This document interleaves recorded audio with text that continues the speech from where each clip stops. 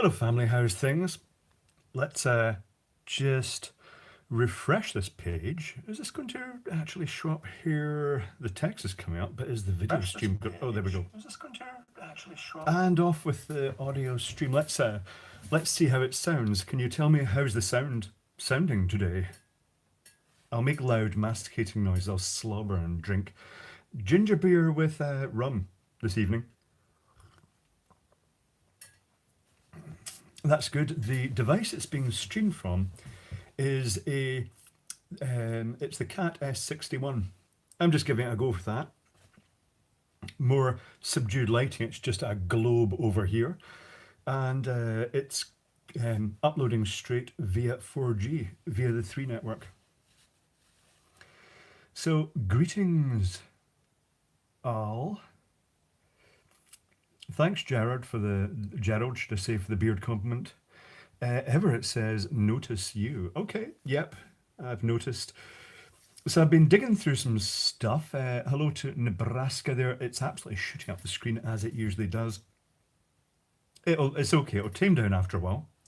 There's Projectus LED. Hello to Argentina.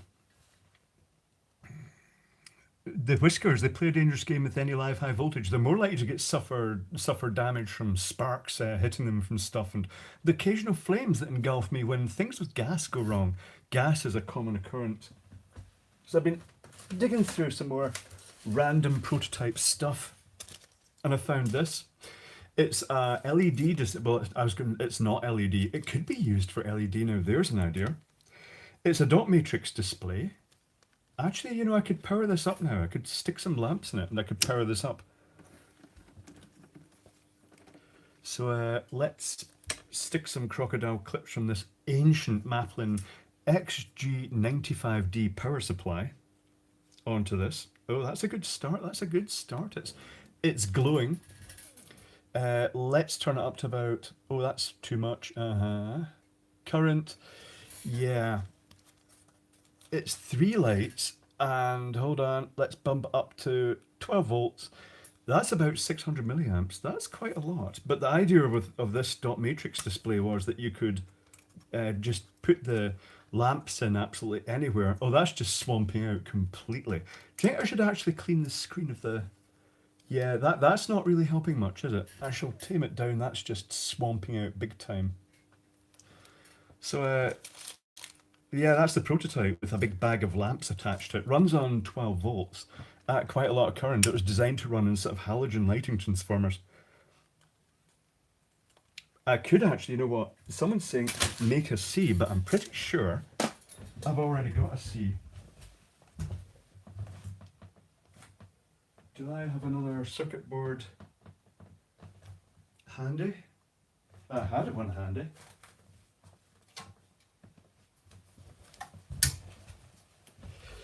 I'm going to wipe the camera because that looked a bit sort of glary. Hold on. This is where it all goes horribly wrong. I should have done this before I started, shouldn't I? It's just the amount of light suddenly makes it splash out.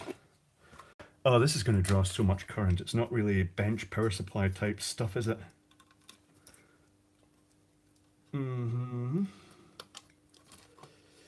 Yeah, there we go. Is that even going to show the right way around? Oh, the stream has stopped. Well, it stopped for me. That's not very good. It should be streaming. The text is still happening, but it's just not uploading. Maybe I'll switch over. Maybe I'll switch over to another system if it's not going to actually do this. That's a bit annoying. Not unless the power supply is knocking out the internet connectivity. No, it's jammed.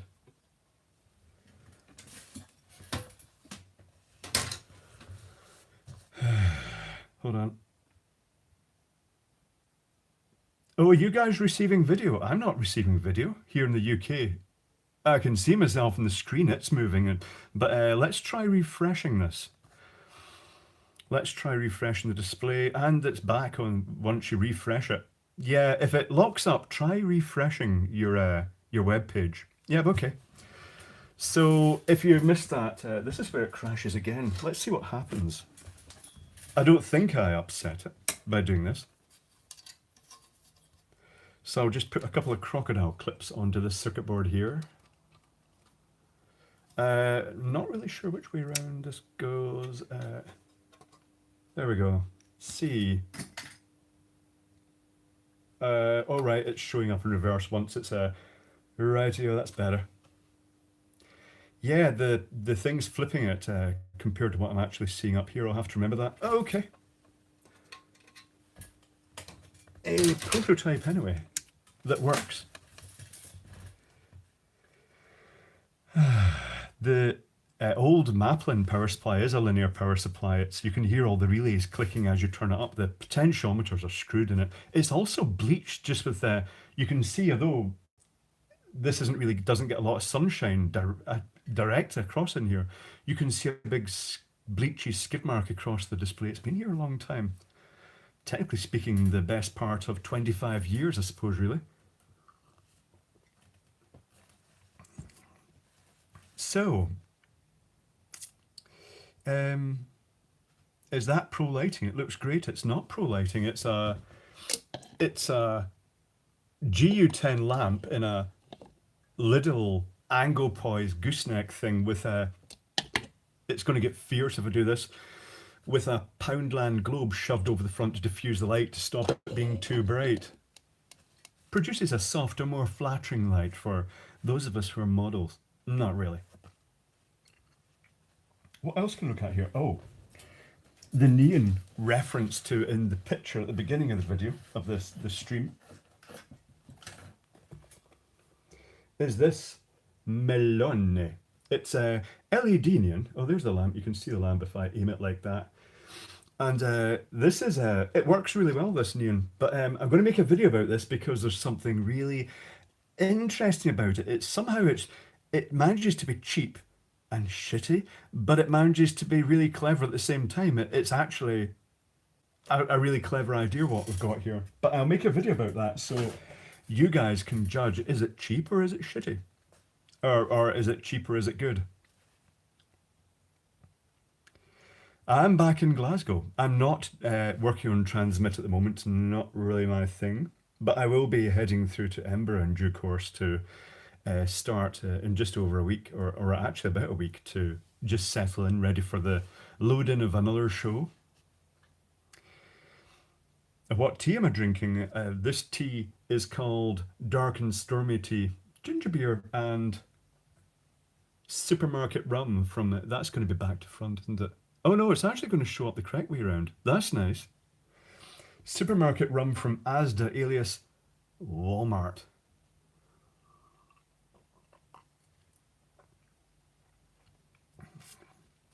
One day I will start travelling about a bit and go to different cities and towns around the UK. JJ Tech says, are you doing anything at the Fringe? I will be working on the Royal Edinburgh Military Tattoo, which happens at the same time as the Fringe, but I don't think it's actually officially part of the Fringe. I should know things like that because ultimately, well, I work in it and I've been working in it for quite some time. Oh, Asda isn't part of Walmart anymore. I don't see them letting it go, so that must be one of these things that they've just put it under a different name, perhaps. I had a cheap smartwatch explode whilst on my wrist. Do you have an address I can send it to you? It's not a good idea to send stuff at the moment because while I'm dotting about, it means that stuff I might not get round to it. Stuff builds up and it just ends up at the bottom of the gadget mountain. That I also have to apologise to people who have sent other stuff. And it is ultimately, I will get to it. It's there. It's just that as this stuff comes in, there's so little space that it tends to build up. Did someone Irish up that tea? It is reinforced tea. So other things here. Other interesting things that I have found. A prototype power card for a fairground attraction. This was an attempt it was a game called Casino Royale, the first game I built that had speech samples and all the sound effects built into it, based on a microcontroller. Was it just one? It was just one microcontroller, PIC microcontroller. And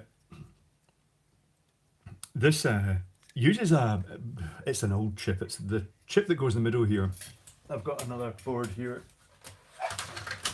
This was the test circuit board just to emulate the triacs that were finally used. So this is a M5450 chip, if I recall correctly. It's a serial addressable LED driver, but in this case, I used it to drive the triacs, and because you'll notice that this little transformer is not capable of driving these triacs all continually. So what it did it's got a couple of resistors here that drove a optoisolator.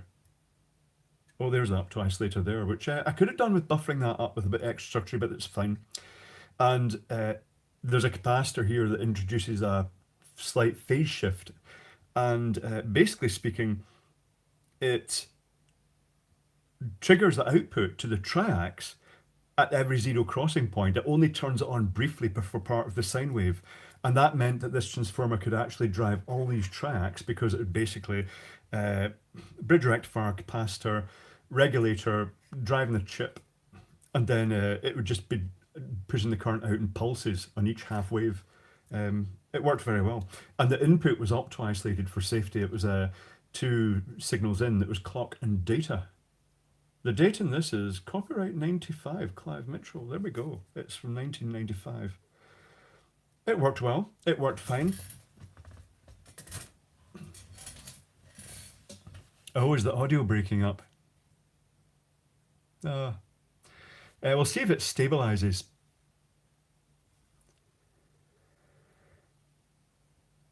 Oh, the CPU sent for me at one of the Glasgow meetings will be getting a nice powered LED base. Okie dokie, that's good. I remember that. I don't sign many autographs. Everybody just wants selfies these days. That's fine, I guess. It's just the way things have evolved. And I even smile when people are doing the selfies now. It was like the first one. It looked like someone had just caught me, and I was terrified. What is my day-to-day job in the Isle of Man? Freelance, whatever I can get, fundamentally. Was it M&Ds? Have you done any work in there? I've repaired light and control systems for them and supplied electronic signs. What resistor would you use to convert LED lights to USB? It depends on the type of circuitry of the lights.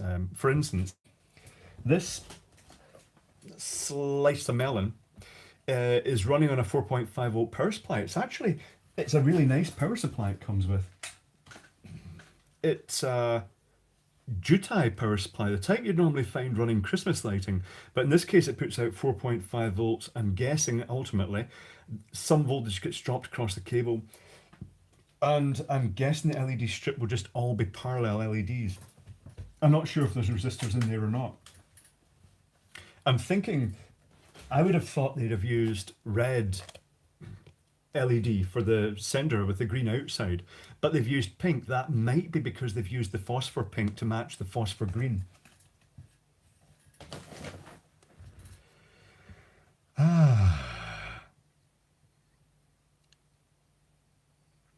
Lost weight? I would say I've not lost weight.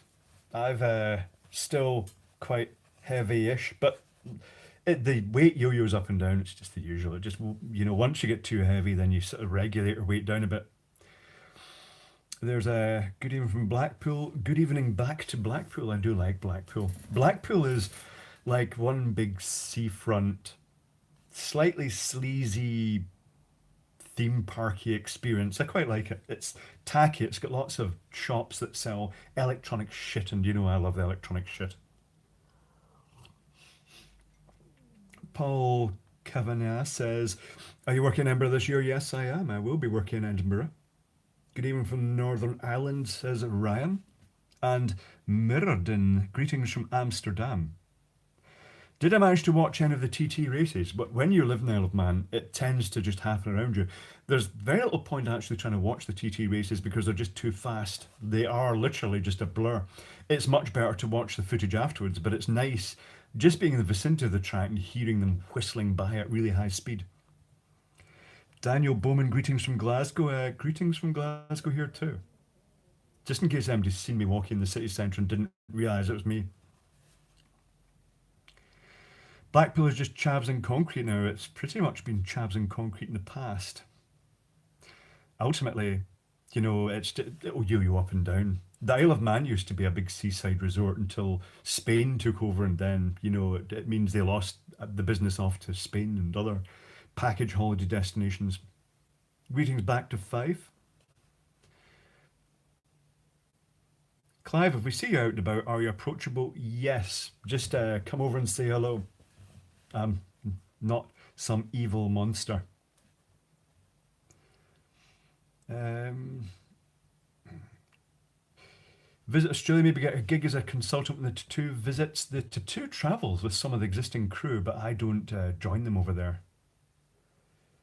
They prefer to take only the professionals with them. No, they just hire the technical crew locally in Australia. It just makes sense. It's the key individuals, the guys that just know how everything goes together and basically program all the lighting stuff. They go across with it. Morecambe forever. I quite like Morecambe as well. I occasionally go through Morecambe when I'm the going to Heysham to go across to Isle of Man in the van. Are you going to pop the RCD to end the stream this time? No, I'm not. Although I did, sitting here, I did pop the RCD, but I popped the RCD in more than one occasion. One time when I tried soldering a live connection, as happens. The other time, oh, should I tell you this?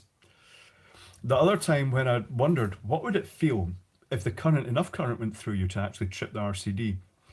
So I got those stick-on muscle exercise electrodes, and I put one on the top of the leg, on the thigh, and I put one down the lower calf. Used some resistors, and then to limit the current to some sort of sensible level. Then summed up the courage, dabbed it across the mains, and I just felt a sort of smack sensation in the leg, and the breaker tripped. So that does work.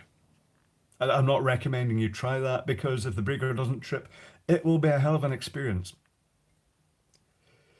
What is my favourite band? These days, I'm liking a lot of the new talent that's now being made more visible by YouTube. People like Savant and other sort of electronic music makers. There's a lot of really great stuff if you can weed it out and find it on YouTube.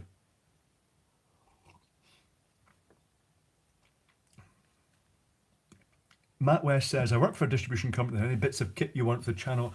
I'm kind of sorted out that for random bits and pieces from Kevin, who gets me old stuff from the Manx Utilities. It used to be called Manx Electricity Authority, but is now Manx Utilities. It's also, just by the nature of electrical distribution stuff, it tends to be quite heavy. And that just makes it a wee bit more awkward for posting.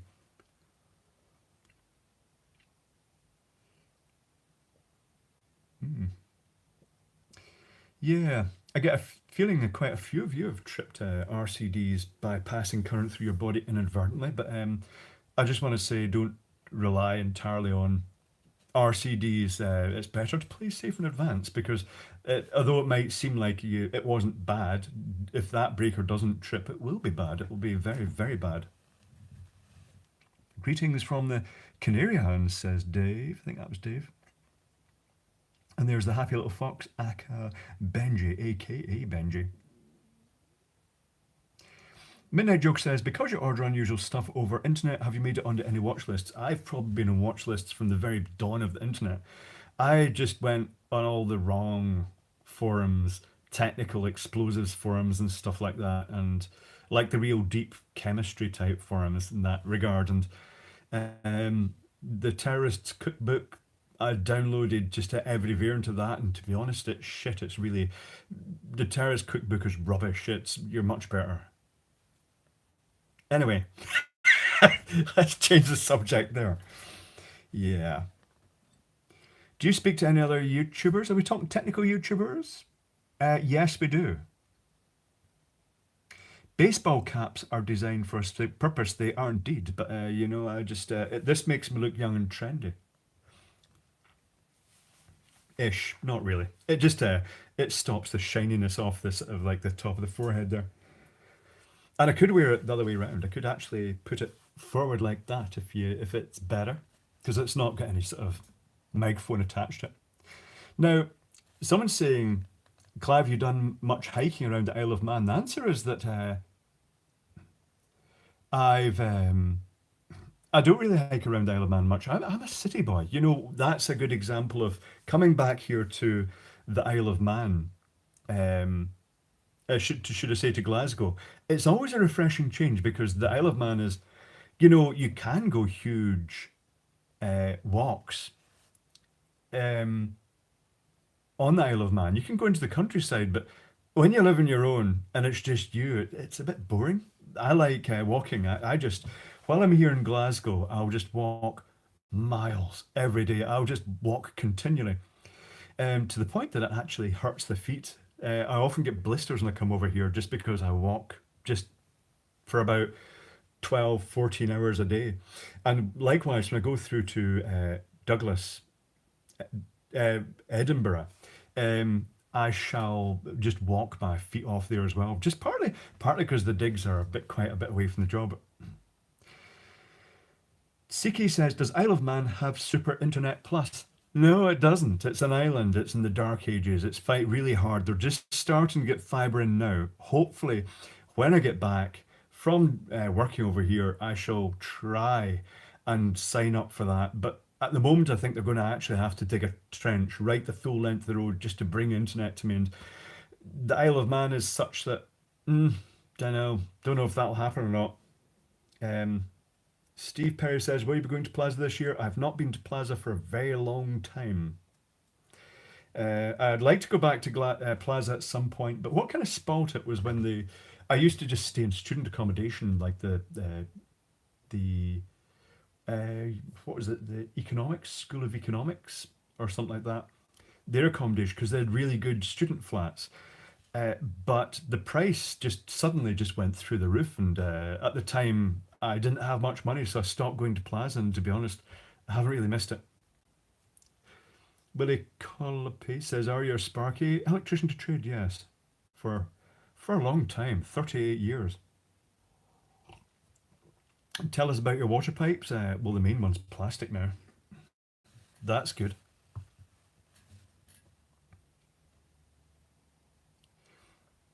Oh, we're talking that window with the light shining in. Now, I'll get the name right this time. It's not a quarter light. It's not a fan light. It's a transom light, apparently. And that's really common in these old buildings. And the whole idea was that this is a really old tenement flat in Glasgow. And in the early days, I don't even know if it had electricity in the early days. It goes back a long way, this place. It's hundreds of years old, or well over 100 years old. And they relied on natural light coming in through the windows and shining in there to actually spread some light around the house. Otherwise, it would have been candles everywhere. Any weird videos coming up? Not majorly weird, not unless I make some weird videos. But I have to be careful what I do at the Embra Tattoo backstage. There's some stuff I can't actually film, and certain areas I can't film because ultimately it's military. I mean, it's a big Disney entertainment extravaganza now, but it is still got that military sort of connection. There's Wenlock TV DX. G'day from Australia and g'day back to Australia. What is the palm tree light? LED or neon? That is LED from Poundland. It's very good. It's running off a couple of rechargeable nickel metal hydride cells. What Chinese products are going in? Let me think. Lighting wise, I suppose some of the stuff does get made in China, but most of the stuff we use in the lighting in the show, the Emirates 2, is is British and American made. I think most of the lights that we use, the moving headlights, actually get made in Texas, in America, because they're made in house by PRG. They wouldn't trust it. They wouldn't farm it out to China because if they don't want the Chinese copying that light, it would be an expensive light, even if the Chinese made it. The PRG best boys and bad boys. Has your beard ever got caught in a machine? No, I don't think so. It's got caught in zips. It's got caught in Velcro. It's like the people who design workwear for outdoor workers don't understand that if they have beards for protection from the elements, they get trapped in Velcro and zips. They're just not designed for beards, which is odd. I have to say one thing that I find really odd that way: Carhartt overalls. Carhartt overalls have the little clip that the shoulder strap clip that goes over and then twists to the side. They snag beard hairs. You'll very rarely see someone wearing Carhartt overalls who has a beard that goes down to the top of the bib because it really snags it. Every time you move it, actually traps the beard. Very odd. You'd think they'd, you'd think Carhartt would be aiming it at the American workforce, and a lot of them do have big beards. I could stash the beard. I could tuck it out the way. That's a good way of getting rid of it. Does that make me look really young now? Does that make me look like Bobby Duke? What is the screw fixes boxes? It's just random screws.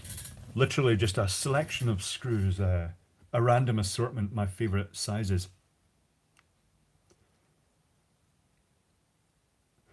The Detroit look and throw a hoodie over the bibs. Yeah, that's a good look, but you have to wear really outsized bibs and hang them quite low for that look. I quite like that look. I have to be honest. I do like the denim overalls low slung under a hoodie. I like that look. That's very gay, isn't it? Yeah. Oh well.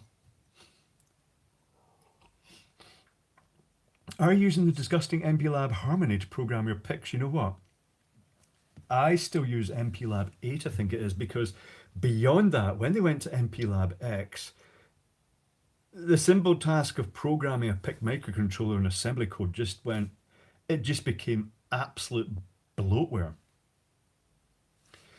So I didn't move forward beyond that. I always choose that MP Lab 8 just because it's something I'm familiar with. Yes, this video will be available for viewing afterwards. It will be archived. Yeah.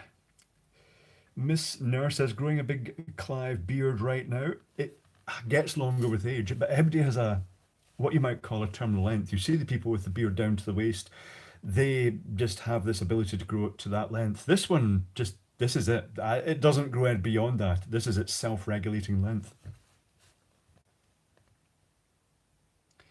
Follow rest belt on door. Oh yes, that's my harness with a couple of follow rest lanyards.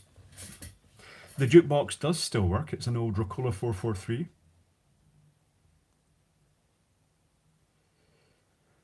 Um, is it true there's a Cold War bunker under Glasgow? Glasgow is an old city and it's got loads of weird stuff under it. George Square alone has tunnels under it. It's very odd because while they were last refurbishing it, we were running new cables underground on George Square, and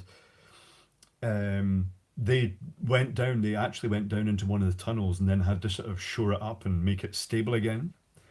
But there is a vault. I can't actually talk about that where it is in George Square. Right, okay, let's not go there because that is a sort of communications thing. I won't tell you where that is in George Square, but apparently there is a um there's a possibly an air. Now, what do they call it again? An air conveyor or something like that? The main post office building used to be in George Square, and they had sort of an air shuttle system whereby the train was actually propelled by air and seals. So they loaded it up with mail, and then it was just close the door, and it's just like these little air shuttles you get that have a tube. I've got a bit of the tube here, but I'm not sure where the shuttle's gone. But it's like the ones in the shops for transferring money, and they put it into the little screw cap, and it's got felt rings around it, and then they shove it in the tube, and it just basically takes off. They had that for mail, but it was pneumatic delivery. I think that's pretty much what it was called, a pneumatic transit system. Peter Hope Tyndall says that. I do have to say, I like those. I always liked them from a young age. I remember, what was that shop that was right next to Clyde? Sold men's clothing and workwear. Paisley's.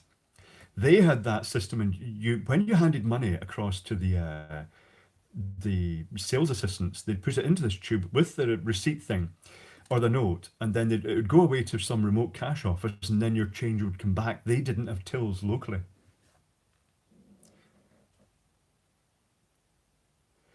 Do I accept dodgy electronic shit to take apart? Sometimes, but I've actually got a bit too much electronic shit. My whole house is full of electronic shit. It's a shit fest.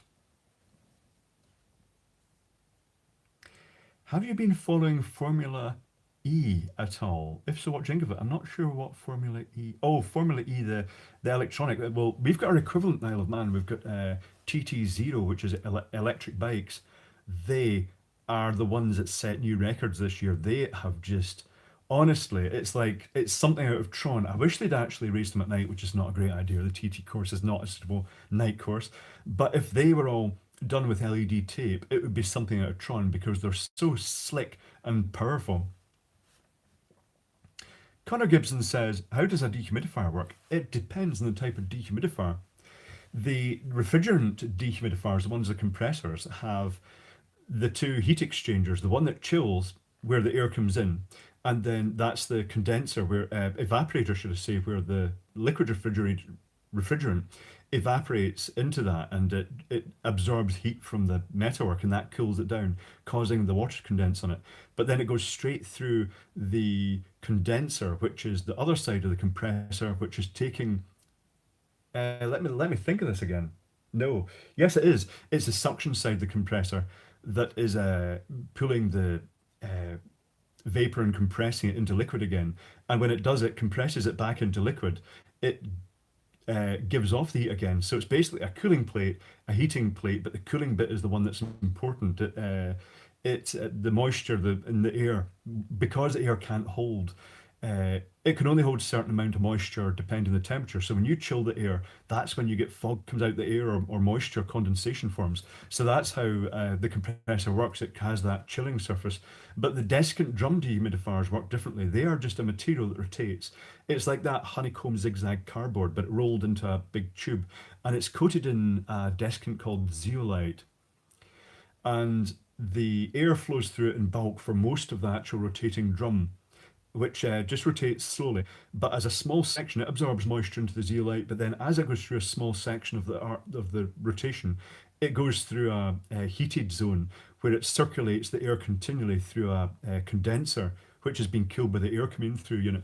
The refrigeration dehumidifier is slightly more. It's one of the most efficient ones. The but they don't work at very low temperatures. The desiccant drum ones work to much lower temperatures, and they put out a nice stream of warm, dry air. So each has its own merits.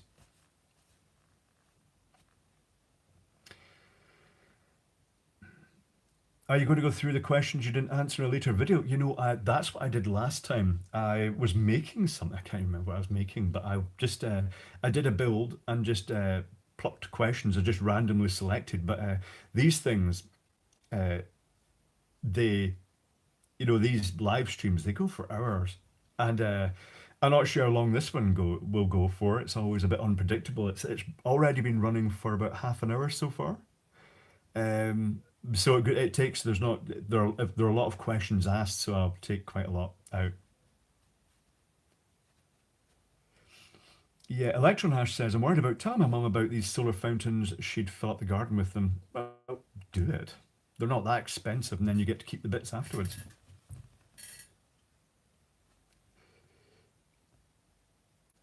Utterly unrelated question. Have you seen the beard length chart and which line would you score at? I think mine would score at Sea Captain. Blow something up for a video? I really should. One of the reasons I don't blow stuff up is because my bench at the Isle of Man, it was fine at the beginning when it was clear. But when you get so much stuff over it and paperwork and then all the sort of bags and electronic components at the side, the risk of a spark flying into that and setting fire to it is a bit dodgy. So I really have to have a huge tidy up before I even do that again. And that room, because everything's just been put on the floor, that's what the gadget mountain is. It's a bit full. But there are plans for stuff. Jamie here says a Ricola 443 isn't all that complicated. Well, it does have one thing. It does say State of the art digital integrated circuit technology. Actually, it doesn't say digital integrated circuit. It does actually say in the screen printing integrated circuit technology because back then it was like, oh my god, it's got an integrated circuit in it. It's an op amp. I think it's a dual op amp for the stereo audio, and it's just they basically put that in just so they could actually put integrated circuit technology. The thing is basically electromechanical. But it's quite complex, the electromechanics, because it does a thing when you put your money in, it's got a selector that will actually work out, depending on the coins, it will actually go up X number of steps. But the mechanism that when you select something, you push a button in and it latches, and then you select say it for instance, it'll be like A5. When you press A and it latches, when you press 5 and it latches, and then a motor runs round inside what they call the selector plate, and a solenoid punches out and then it resets the buttons. And it just basically stores it as a memory, as a little metal toggle that flicks over. And when the it's selecting a new record, it goes round till it hits that toggle, it hits a switch. But there's interesting things like there's DC braking in it, where they've got an AC motor, but then it uses a lamp, aircraft type lamp, for its filament resistance, which it start because lamps start off the much lower resistance and then it goes up as they heat up. It means really significant. It does a significant current pulse to actually stop it instantly. It's quite a complex thing. But if you go in and you try and select the same record 100 times in that, think it's going to play 100 times, it won't. It will play once until it's played it and reset that pin. People are saying if the audio is going a bit weird, if anything's going weird, just refresh the whole web page and it should fix itself. Mr. Bun Buns, Mr. Bun Buns. Well, I'd have to buy a new Mr. Bun Buns. I have considered that, but you know what? It's just kind of time to blow something else up, really. Have you ever seen anyone die on the job? No, I've not. Someone did die at Disney Paris. One of the electricians apparently had a heart attack while working on the rock and roller coaster. Sometimes I'm a bit suspicious that sometimes heart attack is health and safety terminology for electrocuted, but let's just wipe it off, write it off because they deserved it because they shouldn't have been working with electricity. It's like, ugh, yeah. There's a few of that. Something happened recently. I was following a case that someone got electrocuted. It was a street lighting guy, and it's a horrible story. The guy was out trying to fix a problem with a street light, and his colleague was at the electrical pillar, turned the power on and off as needed, and then the guy didn't answer the phone, and the person at the pillar uh, sent him a text message saying, "Are you still alive?" And the guy wasn't, and it went to court and everything. But what's really odd is I went to the health and safety website to find out about that case because I was under the impression that it would be documented as a health and safety as an accident at work. I couldn't find anything about it. Or another accident I looked up as well. There wasn't anything about those in their records, and I'm just wondering if they're just sort of sweeping it under the carpet and saying, these one-day courses they send labour on now that, like in the case of street lighting, the G39 is a very good example. It's supposed to make people electrically competent to do electrical terminations in the cable heads in lamp posts. And these are generally labourers, kneeling in wet ground, working on electrical stuff. It's like the worst case scenario for electric shock. And it makes you wonder, is the purpose of these courses, these one-day slideshows, just to get people to sign their attendance record and so they can say, well, they were told not to touch electricity and if they die, that's their own problem. I'm getting very suspicious that some of that's going on behind the scenes. I'm not sure that health and safety actually represents health and safety anymore. Very odd. Gonna have to investigate this. I'm thinking maybe get in touch with the health and safety executive and ask and see if they have anything in that case and ask them why it's not in the records. But we'll see what happens. Do you remember the Hoover Keymatic washing machine? Says Stephen Webber. I do. It was an early electromechanical selector, and you had a plastic card. Let's just emulate it with this because it's roughly the same shape and size. And it had little slots and pins in it that you chose your washing cycle and you slotted it in the front. And then the cam mechanism at this back somehow activated off those to actually select the washing cycle. They were quite complicated.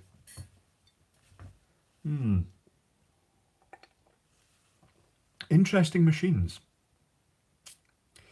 Erdin Shire, glad you're catching the live stream. Ever been in Italy? I've never been to Italy.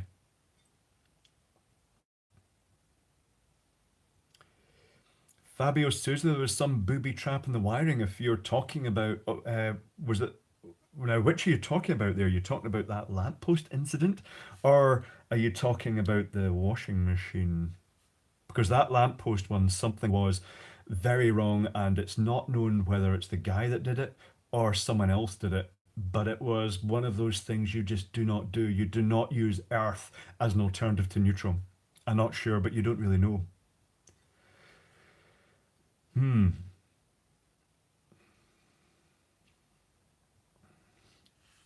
It's a full moon outside. Is it a full moon? I couldn't tell you. I've not seen the.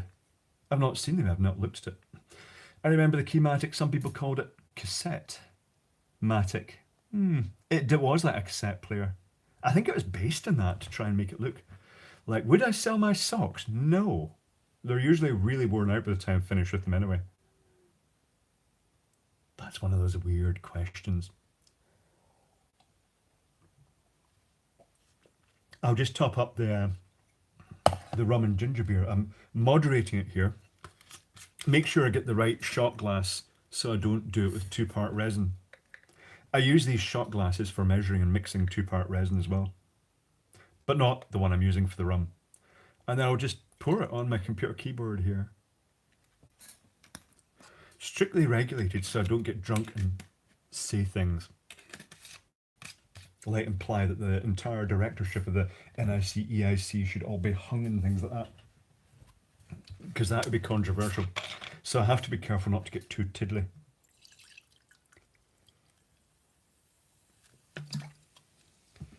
There we go. Oh, you know, that has made me think. Talking of officialdom, Lotion in motion, what's the worst electric shock you've experienced?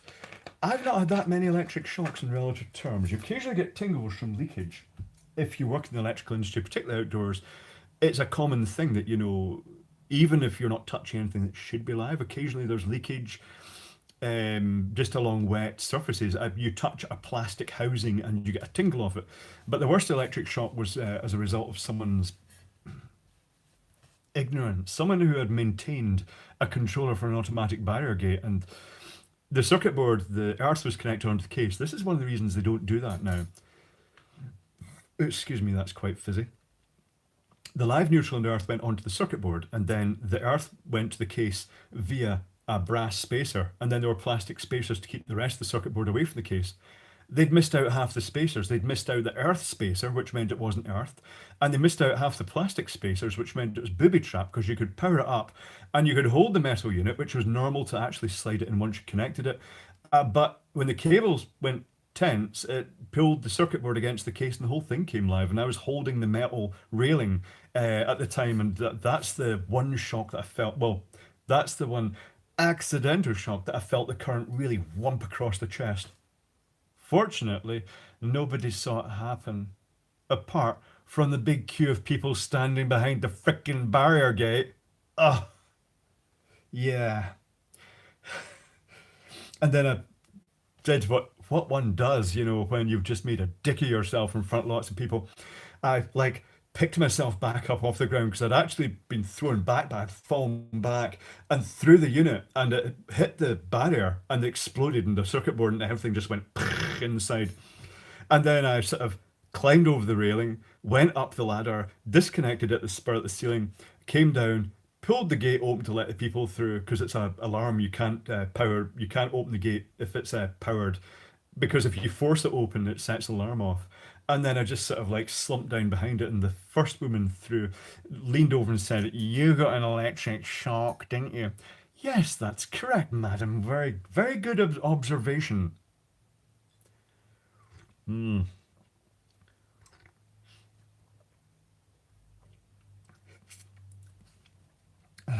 Do I use beard oil or balm? Very rarely. Sometimes I'll put an oil on it to just if I'm in the mood for it. But to be honest, I just let it go wild. I don't do stuff too much. Fane Beckett says, would you take a sodium streetlight apart? Yes, I have a couple of different types of sodium ones. Clive, why is it called the military tattoo? The story behind the military tattoo is the tattoo is an abbreviation of top tap 10 door, something that means turn off the beer or lights or something like that. It's something that I'm not really sure. It's just something that's always been like that. Electron Ash says Clive uses Swerfega in the beard. I tell you what, I would have used in the beard. Vaseline, but you have to use a hairdryer to get it all the way through and comb it through, and that does sort of make it quite. It makes it very sort of greasy in a way, but once it's all brushed in, it makes it quite sort of shiny and water resilient. It's water resilient anyway. Beards are natural fur. How long since I was clean shaven? A very, very long time. I've always usually had the moustache or the beard. Sometimes no moustache but a beard, which looked freaky, and sometimes vice versa. Beard oil should only be used when a beard gets squeaky. Do beards get squeaky? It's not squeaking. I was actually wondering, should I? Oh, right. Someone says, did I go to hospital after that electric shock? I was young and naive. I didn't. I was just like, yeah, I don't think, to be honest, now I've given myself electric shocks for scientific reasons and passed. It was a peak of 13 milliamps I put across my chest during that particular test before I bottled it and wanted someone on hand with a defibrillator just in case it went higher. Um, just in case something happened, I can tell you that the shock I got across the chest from the automatic barrier gate, I would say I felt it go across the chest. I'd say it was probably in the region of about 15 milliamps, I'd say. That's handy, isn't it? Being able to determine how much electric shock you get. You get those people that say, I got an electric shock off something, and I've had loads of electric shocks and I'm immune to electric shocks. What they've been getting is like really low current, like 2 or 3 milliamps. If those same cocky people, uh, if they go outside or they go indoors where they get wet hands and they try doing it leaning against metalwork in a wet environment, they're going to discover that they're not immune to electric shocks. Will I ever redo the Tinkletron with a paramedic? If there was a paramedic who would actually even do it, I would go higher with the current. Because it's kind of interesting. I want to see at what point the arms are really locked solid and things like that. But this is all very foolish. Passing current directly across your chest cavity of the heart, and it is kind of, yeah, not a good idea. Oh, someone was mentioning the guy with the 9-volt batteries. Someone put a video up recently where they connected enough 9-volt batteries to have 2,700 volts worth. Let me just work that out. How many batteries they connected? 2,700. This is a dead calculator. Let's not work it out with that. Where's another calculator? Anyway, here is another calculator. It's a horrible calculator. It's got a tiny one of those recessed displays. 2,700 volts divided by 9 equals 300. They connected 300 9-volt batteries together. The video is actually terrifying because the guy doesn't understand that he's got them zigging zagging across the bench all connect together and he's leaning across them. He doesn't realize that those batteries aren't rated for separation, so he's pretty much bridging the ones at the back and the front with potentially well over 1,000 volts, and he's bridging them with his arms like that. And if it had arced onto the cases of the batteries, it would have gone through him. And technically speaking, the DC, it doesn't have the same clamping effect as AC. It doesn't have the same continuous muscle stimulation, but it would have a significant effect.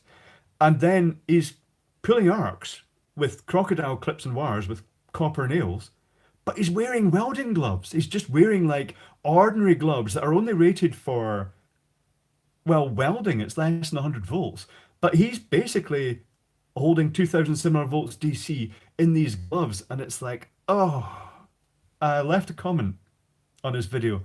Not a nasty comment, just a comment saying, just watch yourself with that. Watch what you're doing. Welding is 80 volts. You know, it depends on the actual welder. Some of them are shit. Some of them don't put out much at all.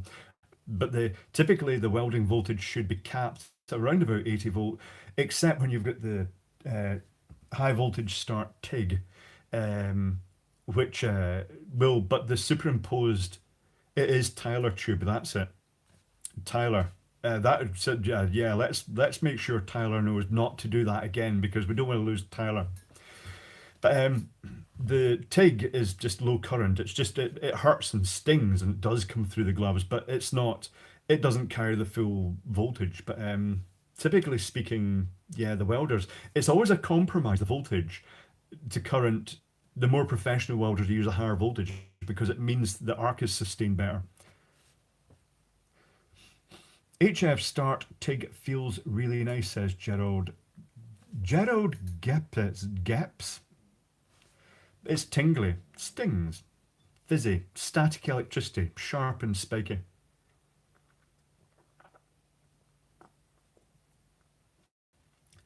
Clive, what conspiracies do you believe in? Says Adam. The only thing that I'd call a conspiracy is I honestly think that the governments in the country are just run by people who should be in mental asylums. They have severe mental problems. They've got megalomania and kleptomania. It's just they're not fit to run the country, but that's the sort of people that end up getting there.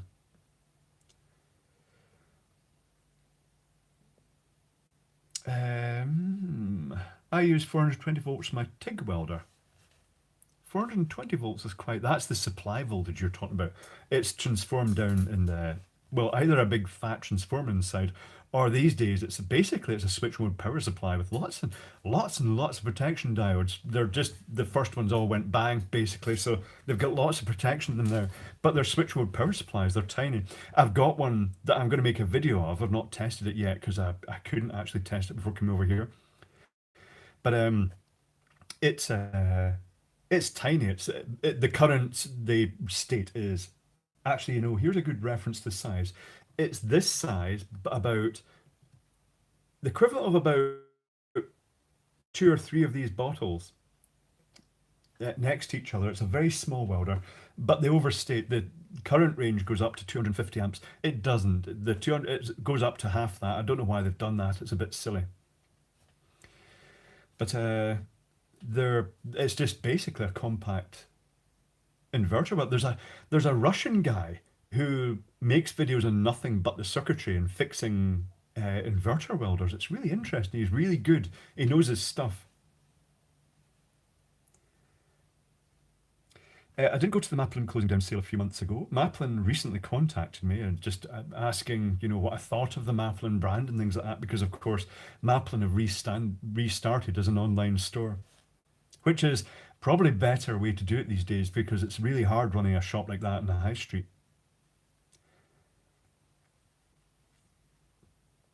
Mm. Let's see. Love the rum. I do love the rum, yes. Now, people saying I've withstood a few lightning strikes. One stopped the heart, knocked the breath out of me. Yeah, that's not good.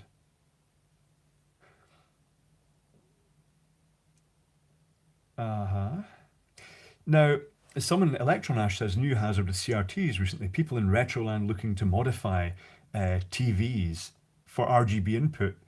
Yeah, I've seen those videos they recommend, they show how to do that. And they show modern TVs with the switch mode supplies and things like that, where the circuitry is all low voltage, but an really old TVs like the Valve TVs and some of the early electronic TVs, the whole chassis inside, all the metalwork is just referenced directly to the mains. Worse still, the high voltage transformer isn't just a little switch mode transformer, the flyback transformer going through the sort of built-in diode to the anode cap and cathode ray tube monitor. The transformers themselves are basically um, auto transformers that generate that high voltage that a neon transformer, but also reference directly to the mains. So the spark jumps and then it takes the mains, it passes mains type current through you. It's horrific. Yeah, going in old TVs, just remember old TVs are pretty dangerous. Jay Muir says flybacks hurt. Flybacks on their own are more like you can actually hold one, you can hold tubes and things like that. I don't recommend doing this. It's when it gets charges up that the cathode ray tube, the old glass cathode ray tubes. I've got some here, but they're all covered in dust. If I disturb them, it will just be like snow coming down. They've got a capacitor built in with a conductive coating on the inside, the cap going through, and then a conductive coating on the outside, the strap across it. That's the spicy bit because it charges that capacitor, that glass capacitor, up to a very high voltage, up to 20,000 volts or so, and that will deliver a lot of current instantly, and it's pretty dangerous.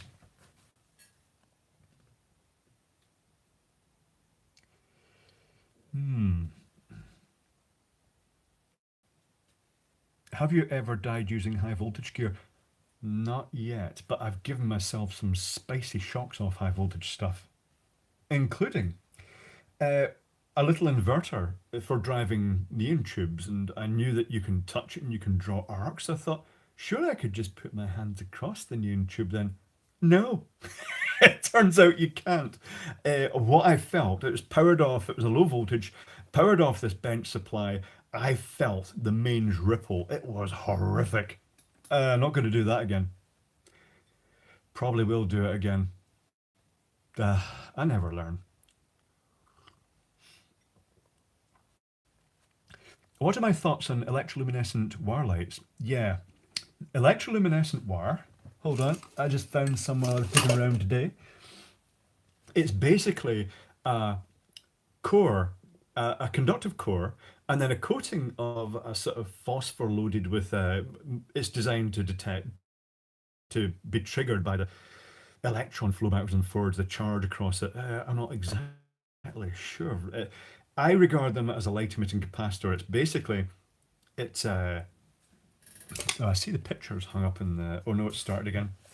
But they stimulate the phosphor by the AC coupling of current, but they operate at low frequency, which means little power supplies often whistle or buzz. It's quite annoying, and they can give you a real whack. Those little power supplies. Um, Electroluminescent, the you see the pictures of this for sale on eBay, and it looks really bright, but then you see it's all horribly pixelated as well because they've taken a very long exposure. Electroluminescent has never been a bright material, and it also loses intensity very quickly. So it's got novelty value, but it's not it's not a first choice. You can see lots of weird architectural installations where they used it, and it's a bit shit. It's LED panels are just going to be so much more efficient, but it does have its place. It's also very prone to moisture damage. That's why you have to seal the electroluminescent wire up at the end. Or if it gets flexed too much or it gets wet, it penetrates through the plastic at a molecular level and it just makes it go dark inside in patches.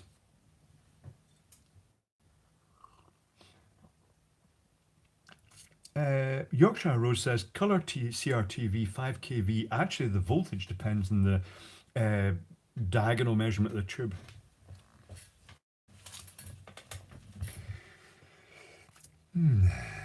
Sometimes I feel juice when charging phones or other electrical items, even though live wires. What's that about? Is the magnetism being created? That's capacitive coupling.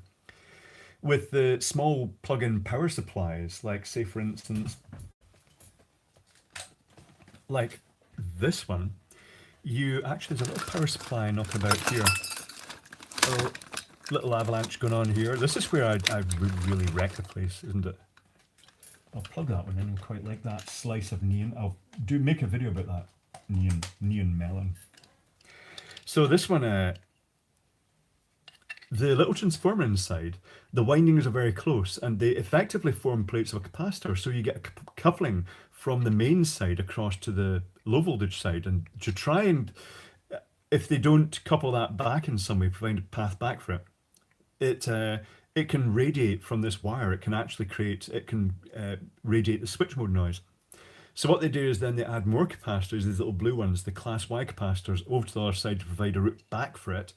But in reality, what actually happens is that it couples a low current. It's not much. It's only about 100 microamps.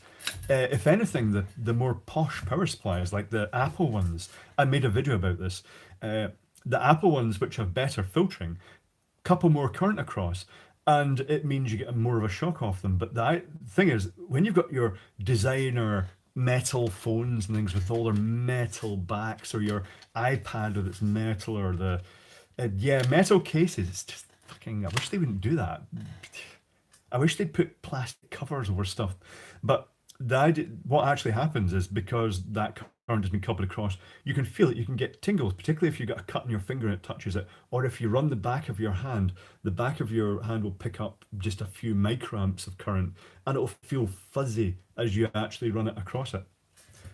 As always, recommend with phones, get the case that curls round with the plastic, because the phones with the metal strips that goes round outside the metal chassis pose an electric shock risk if you plug them into a shit power supply. They actually, and because they're nice hand size, your hand clamps onto them like an electrode. There are videos on YouTube showing people using their phones or plugging it in, and their arm goes up to the chest like that because it causes the muscle contraction and the hand grips on the phone, they can't let go. In one of them, the guy falls back and the lead comes out. In the other one, the guy's in a chair and it's in an internet cafe, and I think he dies. And the guy next to him is like, what the fuck's going on here? And he actually pulls the lead out, and you see lead go down, hit the metalwork, and there's a big bang and a flash under the table. And then he's like, he's looking around, well, what do I do now? The guy's dead. All very complicated. All very shady. The separation in switching power supplies is nothing like it used to be in the big old heavy transformer based power supplies. Let me grab a transformer.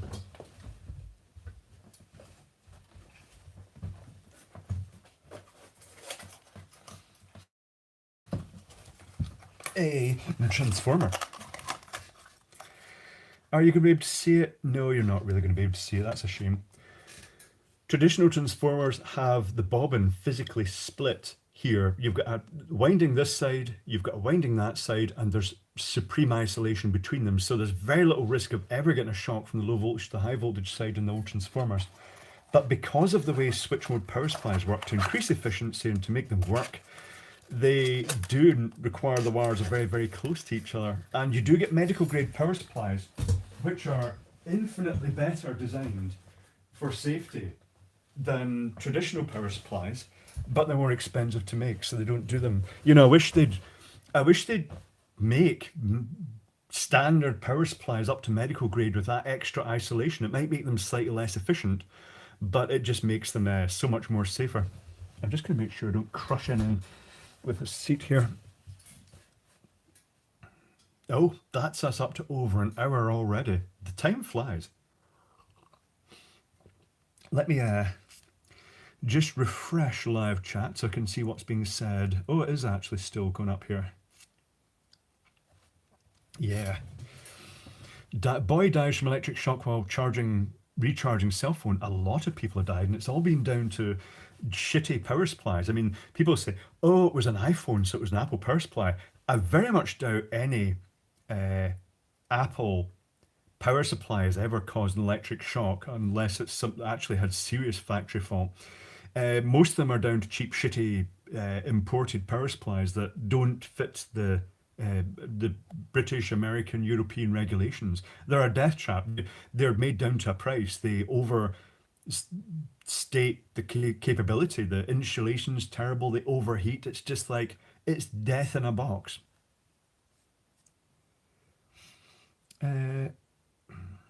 Beautiful Button says, hello from East Kilbride, which is where I was born. Have I ever pulled apart a Meanwhile power supply? Yes, but to see if we could fix one after water got into them. They're quite complex. And at that instance, all we did was get a new power supply because we needed this thing back up and running quite quickly. They're very well made, the Meanwhile power supplies. The only one I've got in the Isle of Man is actually potted, so it can't really be opened. It's a sort of outdoor transformer. Garbled user says I have a huge medical transformer isolating my house. Why would you do that?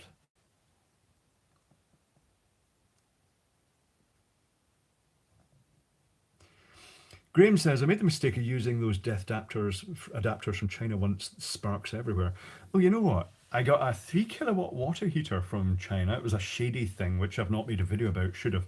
It came with one of those little death adapters, and you're thinking, oh, it's not even rated for a mobile phone charger, let alone 3 kilowatt power supply.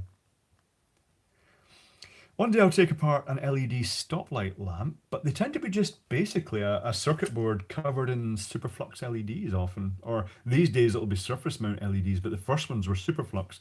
And the early car lights, if you look at them, all the LEDs failed at the bottom because water got in and then it corroded away the tracks at the bottom. This is one of my little RGB PCBs that can also be used for just all white. I've been selling these on my website for a while. The shop is currently closed on my website though. They also found use in hydroponics apparently. They were early hydroponic circuit boards, but they're not that bright, you know, compared to modern cob arrays. Um, those are quite low power, but you can actually change an LED in them. They're completely serviceable. They're single-sided circuit board. They're designed for maintenance. The LED traffic lights do have switch mode power supplies in them. Aramis says, do you still work as a lighting technician? Yes, I do. That's my job at the moment. Can you get those in infrared? You can actually fit this with infrared LEDs.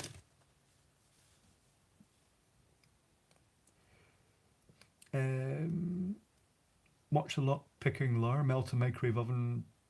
What? Padlock the microwave oven transformer and some cable. Oh, you know what he's doing? He must be.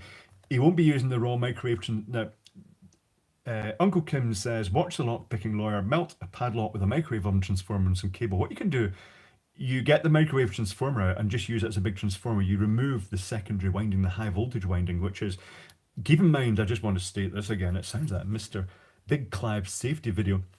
Keep in mind that a microwave transformer is extremely dangerous in its raw state out of microwave. If you plug it in, it basically has high voltage at high current reference to ground, and there have been some horrible accidents. People who have been burning wood and they've just got a bit slack because, you know, you just get familiar with it, you know, pick up the lead and the finger and the like that you can see them going like that for 2,500 volts, whatever's coming out of them.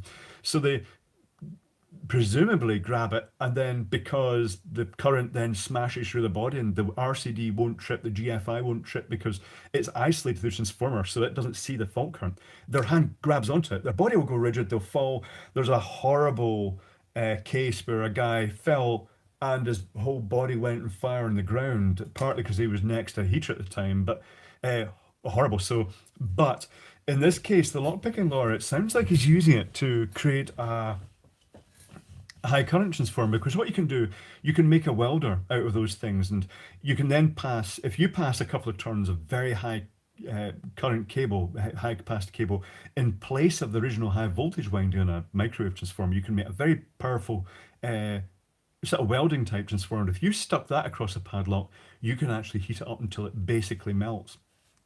Is my beard conductive? I've never really tested that properly, but you know, the organic material doesn't tend to be too conductive. Dry skin and hair isn't a good conductor.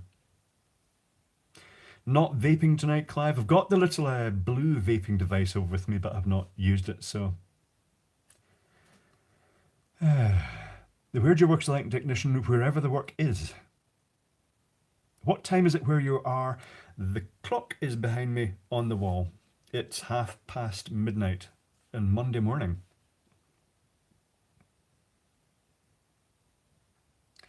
Yeah, you can use them to make the microwave transformers. You can use them to make spot welders for batteries and for spot welders for just about everything. The hardest bit is getting the assembly that if you're wanting to spot weld two bits of metal together, it's the hinge that comes down accurately with a sharp point in it to actually do that welding. The ohmmeter tests the conductivity of the beard. I'll put it up to the highest setting here. And I'll clip it onto the beard, but don't hold your breath here because I know it's not going to read anything. It's out of range because beards are not conductive unless they're wet. There are videos on YouTube about people melting bolts in carpet. Electroboom used to do that. I'm just going to get this clip out the beard. Yes. Mm. Yeah, Make Lichtenberg Wood Art Safely is the title. That's the one where that was another guy who possibly died as a result of that, but his family didn't like the original video I put up where I actually showed a picture of him and his setup, which was terrifying. You have to remember that a microwave oven transformer is basically the same voltage as an overhead power line, and because well your body's a resistance, quite possibly the same amount of current will flow. The power line could put a lot more current through you, but depending on your resistance, I don't think it's going to pull the output of a microwave transformer down that much. Would beard oil make beards more conductive? No, because oil is an insulator. That's the thing. Older electricians and construction workers with dry skin are less likely to get electric shock because the dry skin, the surface, the layer of hard skin is non. It's got very high resistance, but you can't rely on that. It used to be the old guys that fixed valve radios used to just touch the caps to at the tops of the valves to and see if they could feel the tingle. But it's not a good idea to rely on that. And people who do get used to touching connections to see if they're live, if they one day they're going to have a wet hands and they're just going to discover that a lot more current flows. Ebog says the hat and beard are since birth. Yes,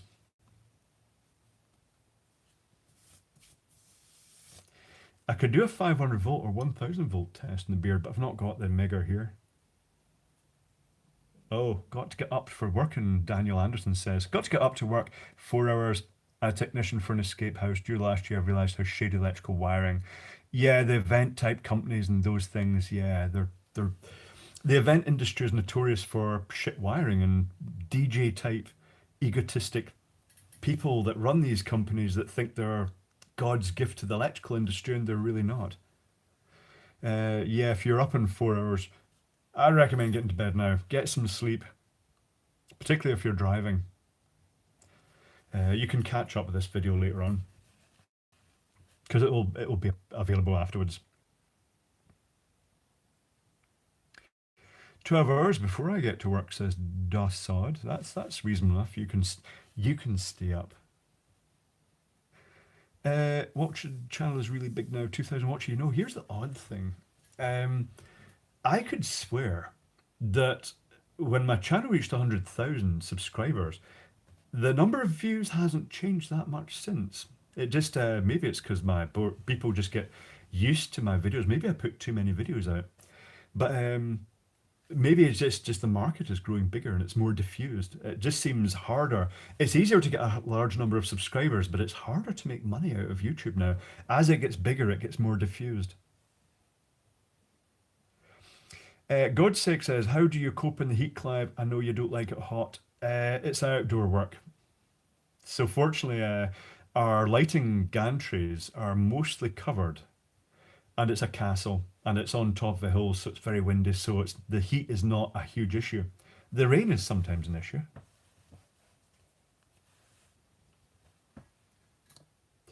Um, no chocolate tonight. You know what? I've not got chocolate through here. Now, someone said that they got thrown back when they were wiring a dimmer with the power on. Yeah, good job. Part of that is muscle contraction. Part of the throwing back, if you're crouching down at the time, your legs will go rigid, and it throws you into the air. The electricity overrides your muscles with such force that it uses them much more forcefully than you could ever actually do it with your brain sending a signal down. So that's why people say, "Oh, if I was getting electric shock, I'd just get low of the let go of the wire." You can't. If you're holding something conductive, there's a lot of current flowing through.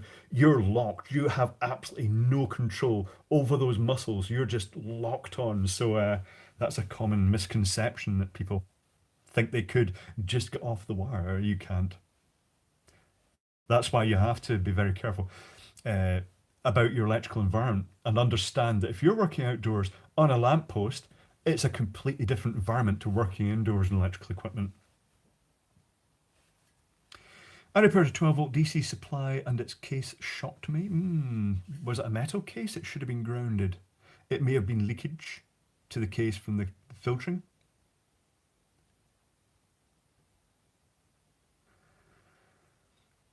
Dragonhead says, I describe electric shock as imagine the worst cramp you've ever had and multiply it by 10. I would say multiply it by 100.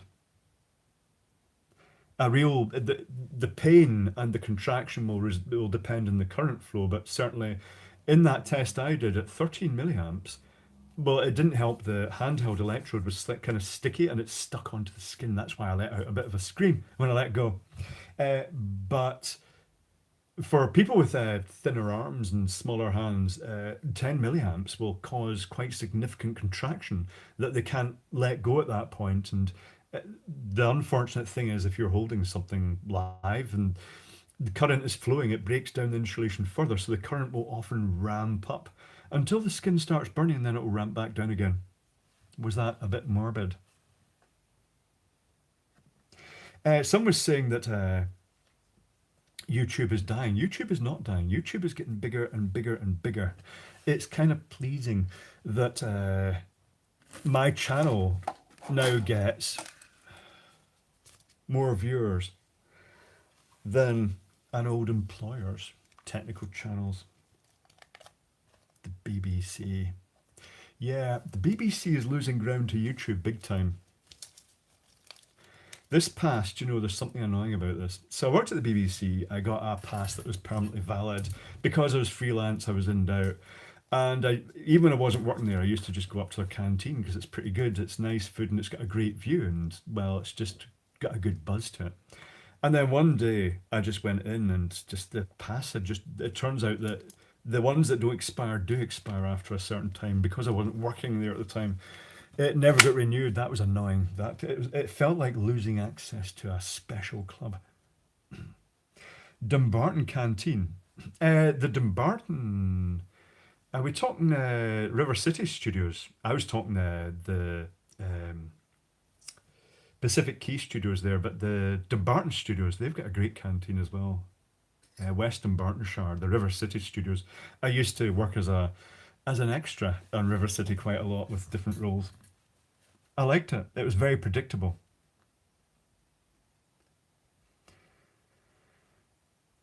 Someone says, I have to say electronic repair is dying. It's all board swapping these days. You tend to only repair things when they're specialist and you can't really get the stuff.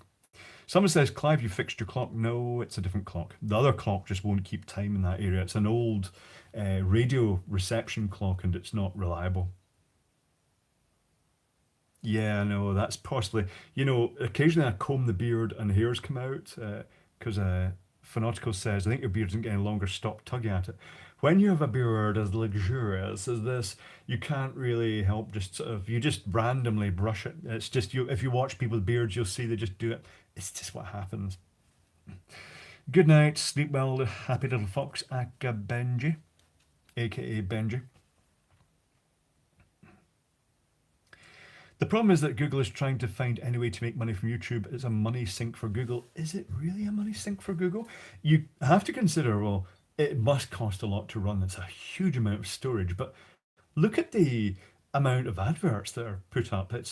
It rivals terrestrial TV, and yeah, I'm not sure about that. Maybe they're just saying that. I'm not really sure. Have you ever dyed your hair? If so, what color? I first time I dyed it, my beard, just the beard. I chose ultra black. I chose Schwarzkopf XXL Rockin' Blacks. It was that ridiculous bluey black that is so unrealistic, and it looked amazing. Latterly, another time I bleached it blonde, usually on the Emirates too, uh, and I bleached it blonde and then decided to put a black stripe down the middle. And I went to Poundland and I thought, well, black is black, isn't it? And they had Mystic Black. And it turned out that Mystic Black was purple. and it looked ridiculous. A big purple stripe down the middle of the beard. I had to go and get proper the black dye and then actually correct the purple stripe into a black one. Looked pretty good. I've never been to New Zealand. I've been to Australia. How is Ralphie? Ralphie is doing as Ralphie does. He's doing okay. Do I have an amateur radio license? No, I don't. I uh, looked into it when I was young, but it's back when they were quite draconian. They wanted the full on. You had to be able to listen to Morse code and decode it on the fly, so it didn't happen.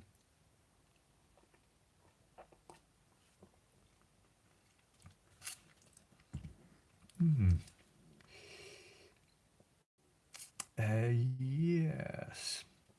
Where's photonic induction? Yeah, he's just, I'm surprised. I know he's still doing his electrical experiments, but he's not been putting much up at all. Ah, Mr. Zombie 170, I seen you in Glasgow Central today. Yes, you probably did. I was hanging about there waiting for a train. How much is your electric dildo getting used? It's not getting used.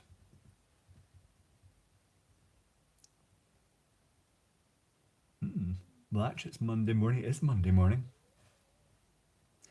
Workshop tour. The workshop tour here, it looks a bit like a workshop anywhere else. Cluttered. Shelving. Floor to ceiling shelving. Cluttered. Shelving behind the camera as well. It's up to the ceiling. Covered in neon cathode ray tubes. Crackle glass discs. Electronic equipment with loads of connectors. Vintage Ladbrokes audio reception amplifier devices and light controllers. Lots of weird stuff. Mm. It is my Scottish workshop. Any synthesizers in there? No, not really. I've got some odd synthesizer type things, but most the only one that actually identifies as being a synthesizer is the EnviroSynth, which is an interesting device, which actually just synthesizes storm type noises. Do I collect any vintage Christmas lights? I do like the vintage Christmas stuff, particularly the old bubble tubes. Harder to get these days. Well, not that. If you go on eBay, they're always there, but a lot of it is collectors who are getting rid of the less desirable items out their collection. Good night, Han Pritcha. Shows your pinball and arcade games. I will at some point. Do I collect any magic smoke? No, I just let it find its own way away. Do I own a Geiger counter? Just type Geiger into my videos and you'll see my Geiger counter. Do you have anything protecting a Faraday cage? Not really. Electronic bagpipes. There are such things as electronic bagpipes. But the guy at the bottom of the Royal Mile, during the Fringe, he for a while used electronic bagpipes because the volume could be turned down them, because otherwise they're quite piercing. Am I on the mainland for long? Dotting backwards and forwards. Um, Ultimately, here probably until September, dotting back, traveling about until September.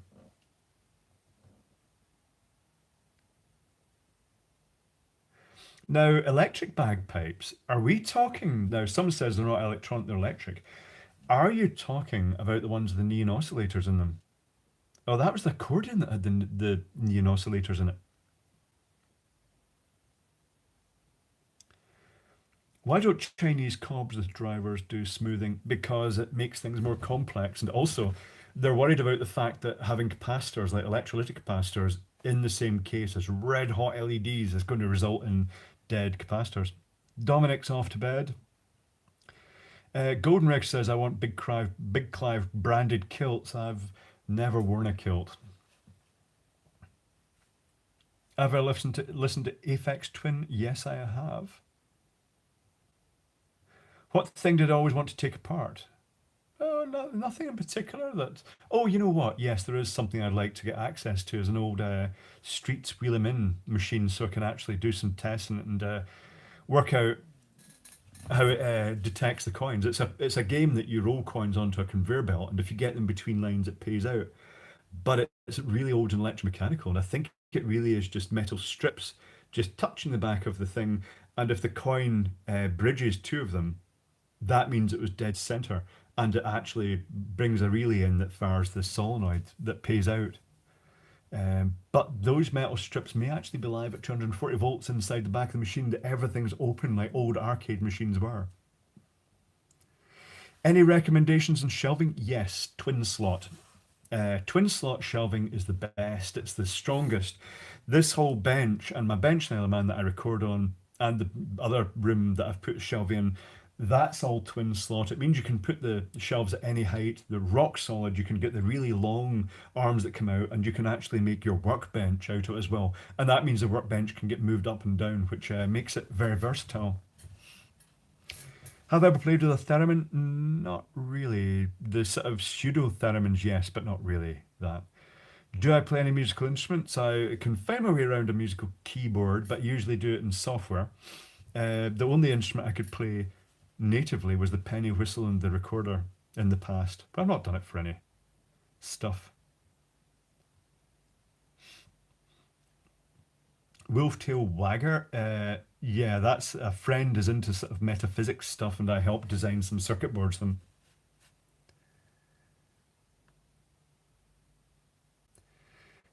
Have I ever heard of Tame Impala? Not sure. Am I a hoarder? Everybody's a hoarder, particularly technical people hoard technical stuff. Technical people hoard solar panels, LEDs, power banks, batteries, anything that's, there must be some natural instinct to be a um it must be this prepper thing that we must, because these things give us independence from the grid as such. It just means that we tend to hoard it, just because ultimately, in the event, if there was a huge apocalypse, using the electronic stuff I've got at the moment, I could get by. I could get the mod cons. Obviously, the internet wouldn't be there anymore, but I'd have light at night, powered by whatever I got. Wago connectors? Yes, I do trust Wago connectors. The first time I came across them was when I was working with Hussman, and I came across them in an outdoor condenser unit for the refrigerant in an industrial refrigeration system. And it's the first time I didn't feel comfortable with the fact they were spring loaded, that you levered them down the screwdriver and put a wire in. So I asked the maintenance guys, the maintenance department of Hussman, and I said, "Do you ever have any problems with these?" And they said, "No, I've never ever had a problem with those connectors."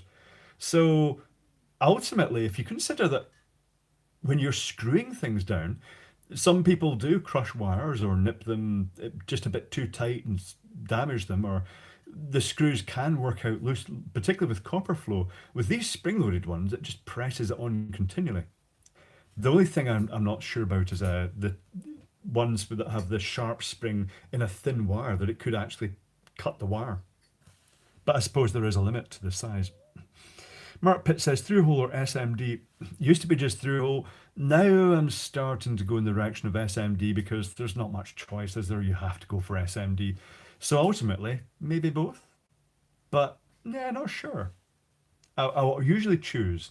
Um, I'll usually choose the through hole, just because it's really strong and rugged and easy to actually put together. Jockstrap or thongs? Neither. Loose Egyptian cotton uh, boxer shorts, boxer pants, just because I like a bit of airflow down there. What's your take on the sun power solar cells? Now, the sun power solar cells are different from normal ones. They look different. They work a bit like the um, camera sensors, that they illuminate it from reverse because it's more efficient that way. It's a solar panel but back to front, so it's illuminating from the back with conductive layers. They work pretty well. I don't know if there's a huge major advantage versus cost. I don't know if there is an advantage that way. Favorite microwave meal, says Hayden. Um, Stovies at the moment, I think. I quite like stovies. Most of my meals are microwave. What uni did I go to? Says Reza R. I went to Motherwell Technical College on day release when left school, went straight into an electrical apprenticeship with a heavy electrical engineering company called EJ Steel and Co. Electrical Engineers, and all their work was based in construction and steelworks, and it was all pretty heavy.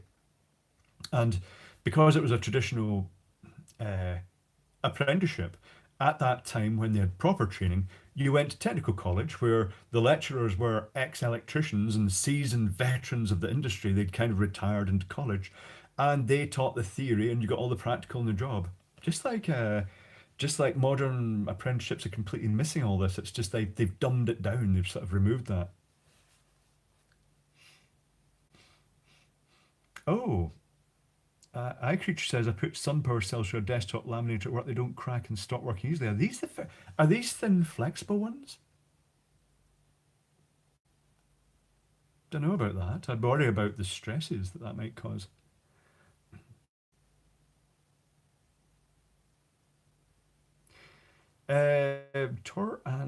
Tor Arn says, "Have you ever taken voltage across your heart? Current is the what goes across the chest." There's videos about that. Yeah, I've taken quite a bit in the videos. Probably more than I've taken in real life from actual shocks.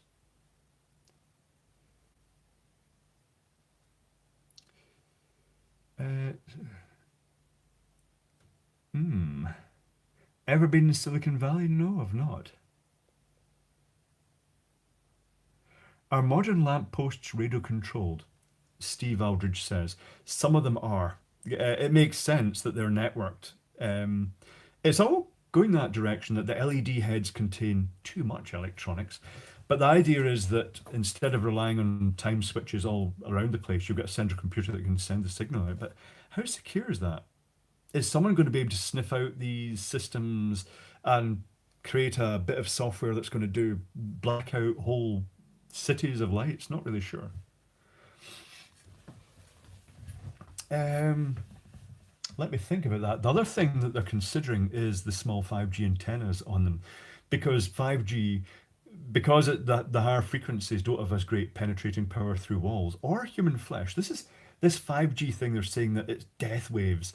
In reality, 3G and 4G actually penetrate further into the body than the sort of the higher frequencies, but they've got poorer distance transmission capability. So the approach they're taking for 5G is like the current 3 system, which 3 are just absolutely ideal for this already. They rely on a series of small, low power beacons just spread out all over the place, lots more of them just transmitting at low power. But potentially the future, they're trialing 5G emitters on top of lampposts, basically like your a local Wi-Fi router, but just serving a neighborhood. And those will communicate with each other or just receive information from data cables, not really sure, fiber optics. And it just means that it's going to be spread out. So it's going to be lower power signals just to get that higher speed.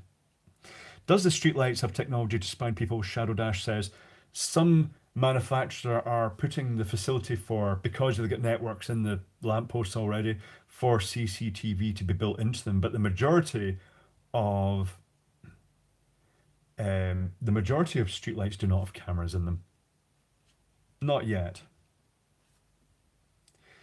Warning, Clive, don't wear any short kilts. You know, we're not allowed to wear kilts anyway on the lighting jobs because we're up in the gantry and it just exposes a bit too much.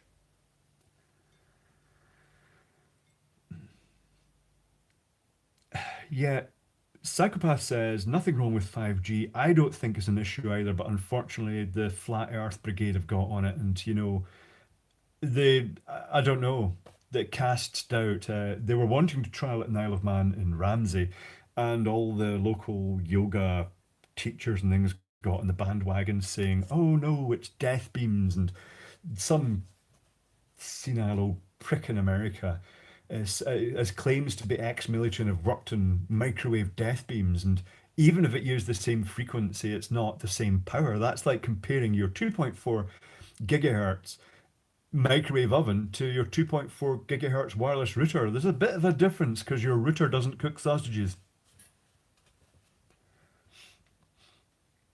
Yeah, they were saying the same stuff about mobile phones and Wi-Fi. When 3G came out, 3G was going to kill people with its death beams. 4G came out, 4G was going to kill death beams. 5G death beams, and in the future, 6G, if it ever comes out, will be death beams again. It's just the death beam brigade, arseholes. And some people presenting themselves as scientists, and you look at their credentials and you're thinking, it's very clear that MD can call themselves a scientist these days. Langham says, your router doesn't cook sausages. Well, how do you know? The 5G is about water vapor reflection. Not so sure about that. I would say that the higher the frequencies, the harder it is to get reflection, to get a signal through rain and fog. It's like basically, it's like if you think of the satellite transmissions for your GPS, if it's a cloudy day, it kind of really attenuates that signal. Um, Dave Lennon Copeland says pseudoscientists. I'm afraid not. Some of them are pseudoscientists. Some of them have gone through university and got a scientist's degree. And a good example of that is there's one lecturer in a university in America whose main thing is those quack water electrode feet detoxifiers, the ones that they put electrodes in the bucket of salty water and you put your feet in and the electrodes rust and it's supposed to be pure, pulling the impurities out of your body and it's not, it's a visual effect. Her whole research subject and credibility is based on that and how it can actually prevent cancer and shit like that. And it's like, no.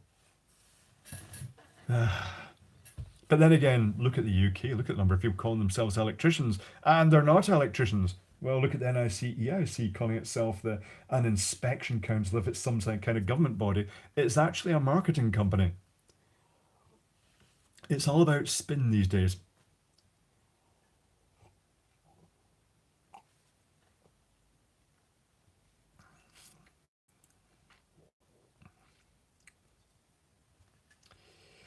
Now, here's the thing. Someone also, when I put up my video about the meter, and I said, I don't think that these meters, these smart meters, pose a risk at all. Um, Oh, it just opened the gates to hell of the weirdos. Just the number of people that their whole life was conspiracy theories. And um, they were saying some very weird things. I've kind of lost track of. Maybe there's a smart meter. No, there's not a smart meter. Oh, one of the things was they said things that there was a salesman and he had his phone pressed against his head all day long, every day. And to be honest, I wouldn't do that. A mobile phone isn't, having a high power radio transmitter, the phone won't transmit. The phone transmits as much power as it needs to communicate with the base station. If you're in the middle of an office somewhere where there's poor reception, it will transmit at high power, but pressing it hard against your head, I wouldn't feel comfortable about that. But people say, and people who put the phones against their head, they get brain tumors. Well, my dad got a brain tumor and he didn't use mobile phones. He didn't use a wireless phone at all. He was anti-technology. So you can't just automatically say everybody who gets a brain tumor got it off a mobile phone just because they held one up to their head at some point.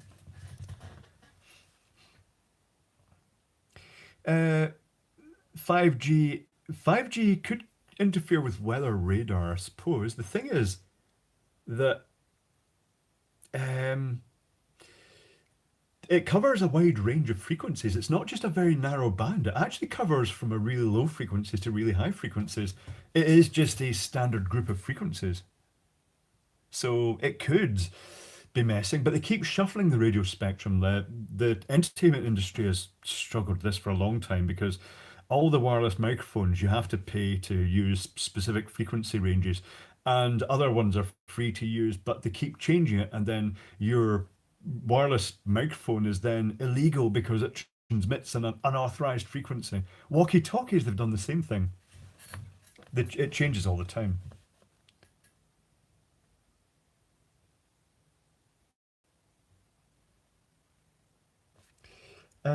Did you hear about Heathrow's new scanners so you can keep fluids in your bag? Sometimes I wonder,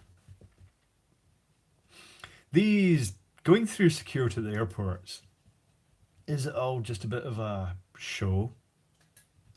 I get swabbed every time because, well, because I look like a terrorist apparently. So I get the full works.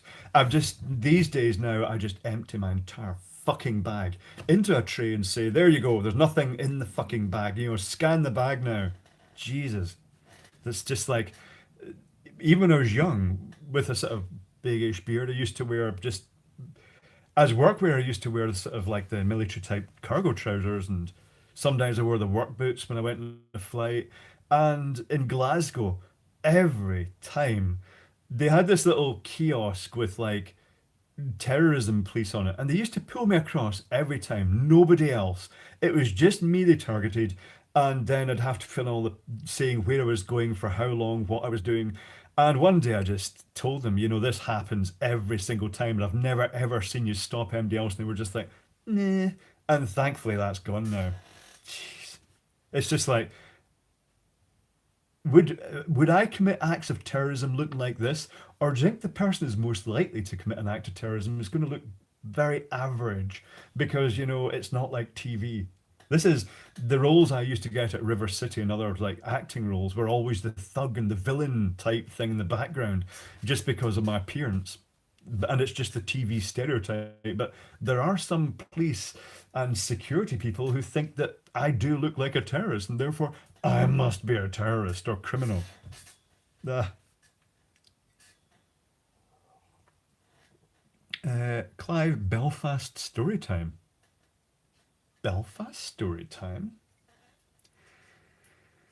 Uh, let's see. I worked in Belfast, didn't I? Yes. Was it Belfast? This is a while ago since I worked in America. I worked in a couple of places. Armagh, I definitely worked in. I think it was Belfast. Yeah. Interesting. That's the first time I ever got really drunk. That's the problem with theatre companies. Yeah. The crew, very sociable. Pub crawls.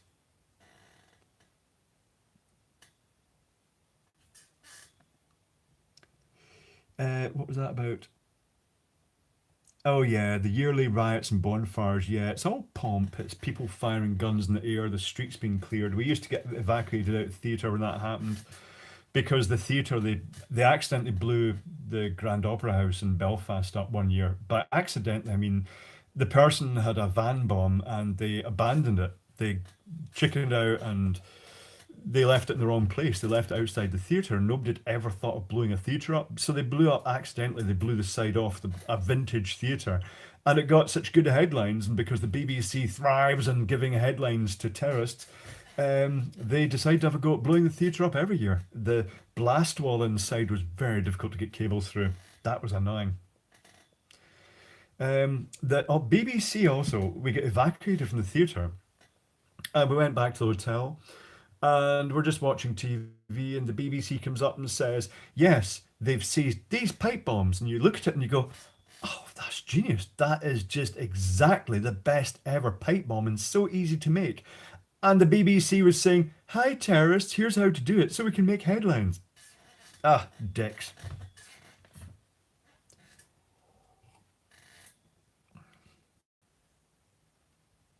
Hmm. When I was young, my dad, I used to come downstairs. My dad would be getting up to go to work. I'd hear the radio, the old valve radio, the Bush valve radio, very bassy. And I'd come downstairs and it was just BBC, IRA death, IRA death. And it gave me the wrong. It's this, I don't know why they pushed it like that, but it gave me the impression, it made me wary of the Irish. And of course, now I'm older and wiser. I know the Irish are very similar to the Scots. And it's just a minority of it's just a minority of people just looking for attention. I get the feeling it's like the Orange Lodge in Glasgow, that a lot of it is alcohol fueled social club type scenario. I don't know how many of them actually really believe in the thing. Oh, someone says you got a TV license. No, I don't watch TV. Can I read you some letters from the BBC? What's the best one here? Let's read the May one first because they send one out every month, and I could go on their website and tell them I don't need a license, but I can't, it's touching when they send me letters. Local investigation active in your area. As there is no record of a TV license at your address, we have authorised an enforcement visit. It is a criminal offence to watch or record live TV programmes on any channel or device, or download or watch BBC programmes on iPlayer without being covered by a TV licence. This could result in prosecution and a fine of up to £1,000 plus any legal costs and or compensation you may be ordered to pay. Last year, we visited an address every 6 seconds. Officers were in all parts of the country, including your area. Every day they knocked on over 8,500 doors, weekdays, evenings, and weekends. And if they found an old lady watching television without permission, they beheaded her. It doesn't actually say that bit. And then it tells you how you can buy a license. It says, if you do not do any of the above, you can expect a visit soon. Yours faithfully, Gordon Smith, Enforcement Manager, Edinburgh. Gordon Smith doesn't exist. Enforcement visit approved. It's got all the little bits here. Enforcement visit approved. Big stamp here. Enforcement officer, visit approved. There's the date. There's a fake signature. It's all just printed. Right, okay, let's read the next letter, right? Will you be in on 4th of July? As there is no record of a TV licence at your address, you should expect a visit from an enforcement officer. It may be on the 4th of July or on another day. If you are caught watching or recording live TV, blah blah blah, fines £1,000 downloading. We visit, and there they are with their addresses. So they generally increase in the crescendos, and then you'll come home and you'll find it, the note through saying, we visited today and you weren't in, but we will visit you again. It could be tonight, it could be tomorrow, it could be any time, and if we catch you, you will be charged. Now, something that's worth mentioning here. This is a company called Capita does it. It's a private company, and the letters, they treat everybody as if they're a criminal. They treat everybody as guilty until proven innocent. It's the complete opposite of how things are normally done. And they rely on malice. The propaganda used to be, they had vans with big antennas rotating top, and like there used to be TV detector van, and they used to just park it in an area or drive up and down streets, and it's all purely intimidation. And they do, if they get hold of your number, they will call your house and you'll get a call and they'll say, hello there, we're just doing some research, could you answer some very simple questions? And you're like, okay, or no. And then there's silence. They're listening to your house. They actually listen, they snoop on your house. This is a private company. And keep in mind that there's hundreds of TV channels, but it's just two. BBC One and BBC Two, the sort of basic BBC channels that you're paying a license for. And it just so happens it's the government's propaganda channel. But if the government wants to enforce a message, it comes out from the BBC, and they collect over £4 billion a year. So that's why we've got all these threatening letters that just get banged out repeatedly. But I'd like to thank Capita for conditioning me to officialdom and making me realise what a bunch of pricks they are. So there we go. I should make a video where all I do is read out BBC licence letters.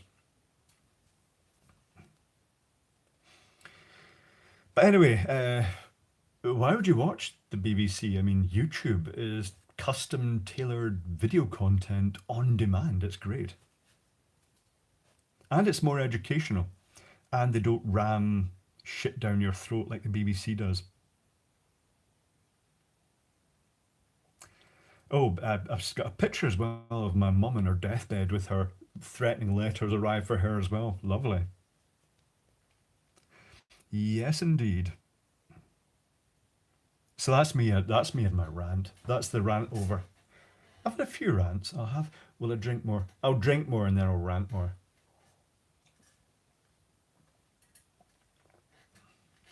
Oh look, there's a nice thing. This is going to bring down a shower of dust. Oh.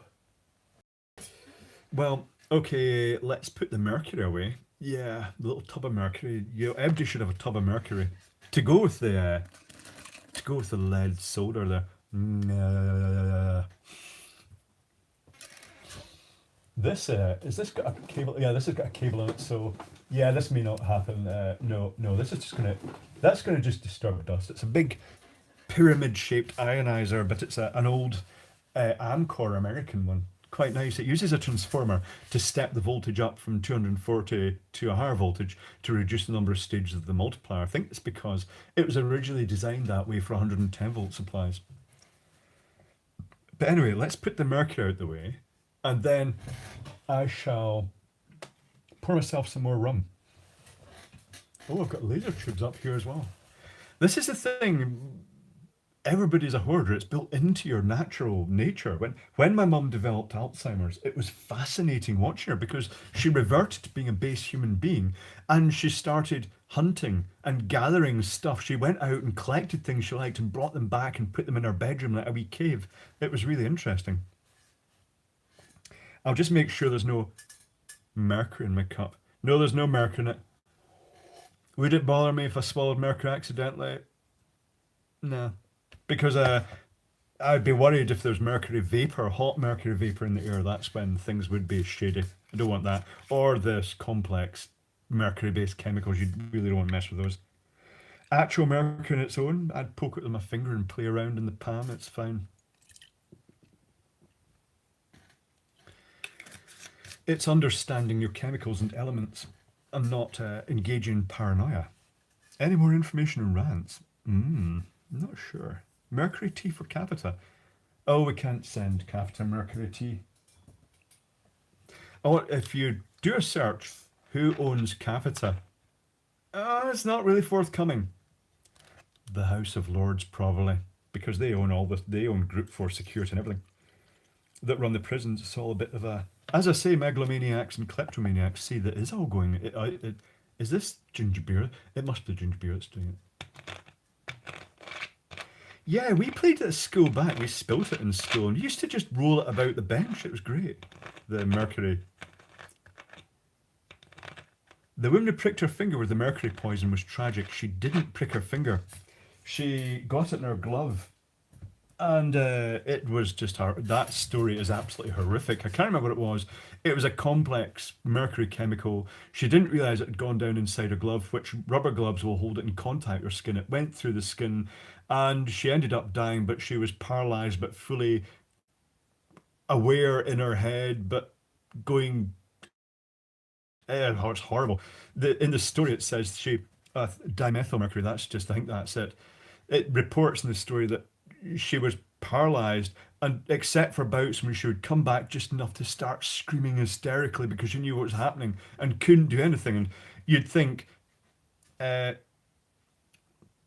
people who were treating her, if she knew what was happening, she'd be saying, I want treated this way for this. And they'd be not knowing what to do. They might be treating her a different way. And she'd be like, oh, yeah, locked in syndrome, Greenham says. That's horrible. Locked in your body, paralyzed in your body. That's not nice. How do you manage to get from Glasgow to IOM?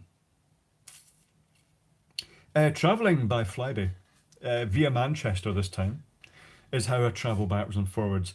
If I'm just coming as a foot passenger, it is by air. It's not a direct flight anymore. It's a double flight, which is annoying. Um, but if I'm bring the van, then I come back. I come by the ferry via Heysham, which is a bit of a long drive. The ferry used to come over to Ardrossan, fairly near here, but they don't do that anymore for a long time. Hmm. Mercury is very hard to metabolize. It passes through your body. It's used to treat certain things. Hydrofluoric acid is horrible. It eats through the skin into the bone. It puts your body into shock.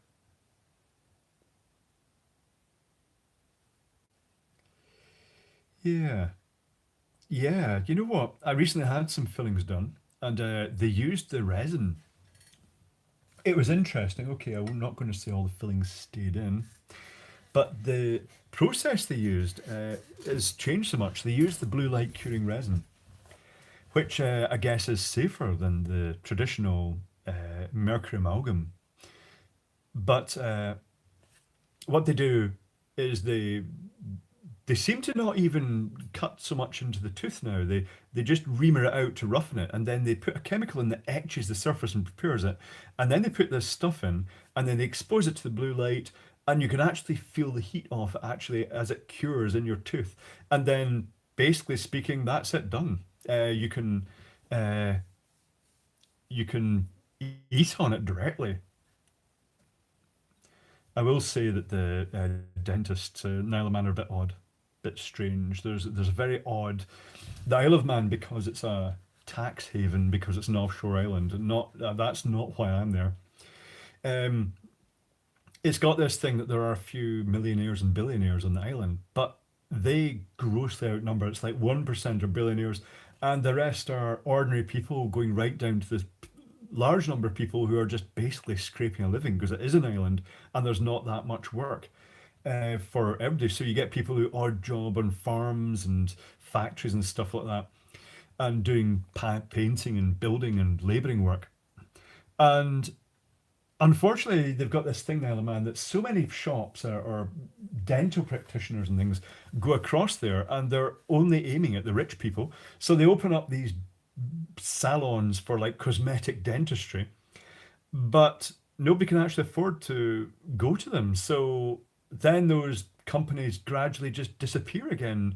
And the companies that are doing ordinary dental treatment are very much in the minority, but they're dealing with most of the people. So I got the feeling that the dentist I went to was actually really overworked. Violet Kitten 1990 says, Morning Clive, when are you coming down to Bridgewater to see the Somerset Carnival? Let me know, I'll give you a tour of the technology behind Marketeers Carnival Club. I love those carnival carts. They are just amazing. The work that goes into them, the welding, the decoration of them, the fiberglass, I'm guessing, and all the wiring and the slip rings for all the movement, and they're great. I featured them in a video before. It's the Somerset Carnival. It's something that's just fairly distinctive. It's parade floats that are basically better than Disney because and they make every year they do one and then they scrap it and they start again the next year. It's just this teams of volunteers, and they're great, very good.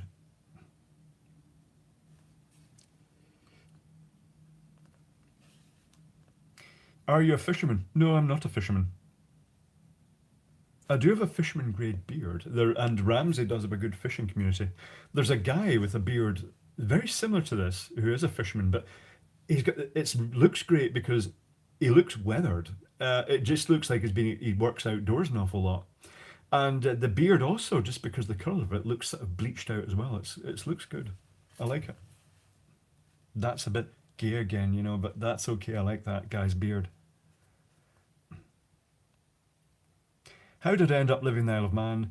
My mum and dad moved there. My grandparents lived there. My mum and dad retired there, and then, well, my mum developed Alzheimer's, so me and my brother had to move over to look after her.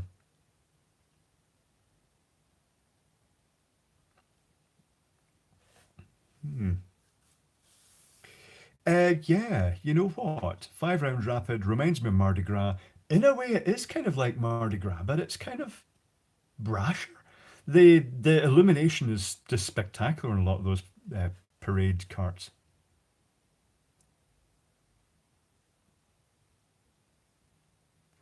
What do I think about nuclear power?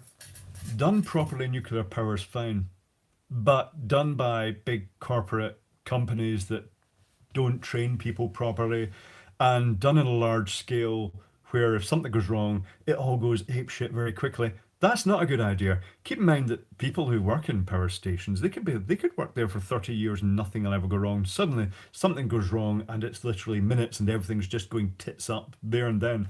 So they need better training. But I like the idea of the smaller nuclear reactors, really small, compact nuclear reactors, where if something goes wrong, it can all be contained safely without just going thermonuclear.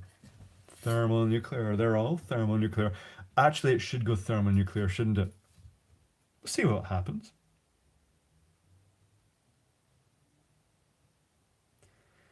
Let's all go to Chernobyl while Kevin and Drew and the Max Beard Club friends, they went there and had a competition to see who would go with their Geiger counter to the most radioactive bit, as they do.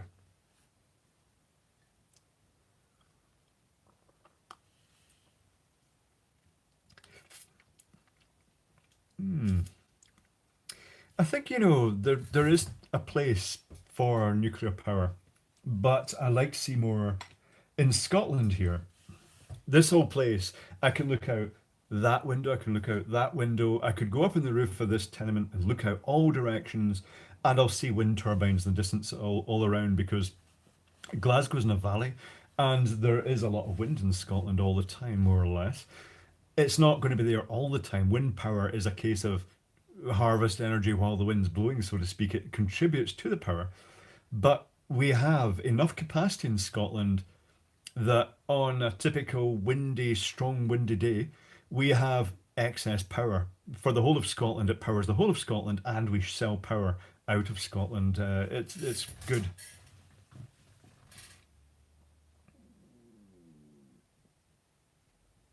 What is next? Fusion power? I don't know if fusion power is ever going to happen. So many people working on it. I don't know.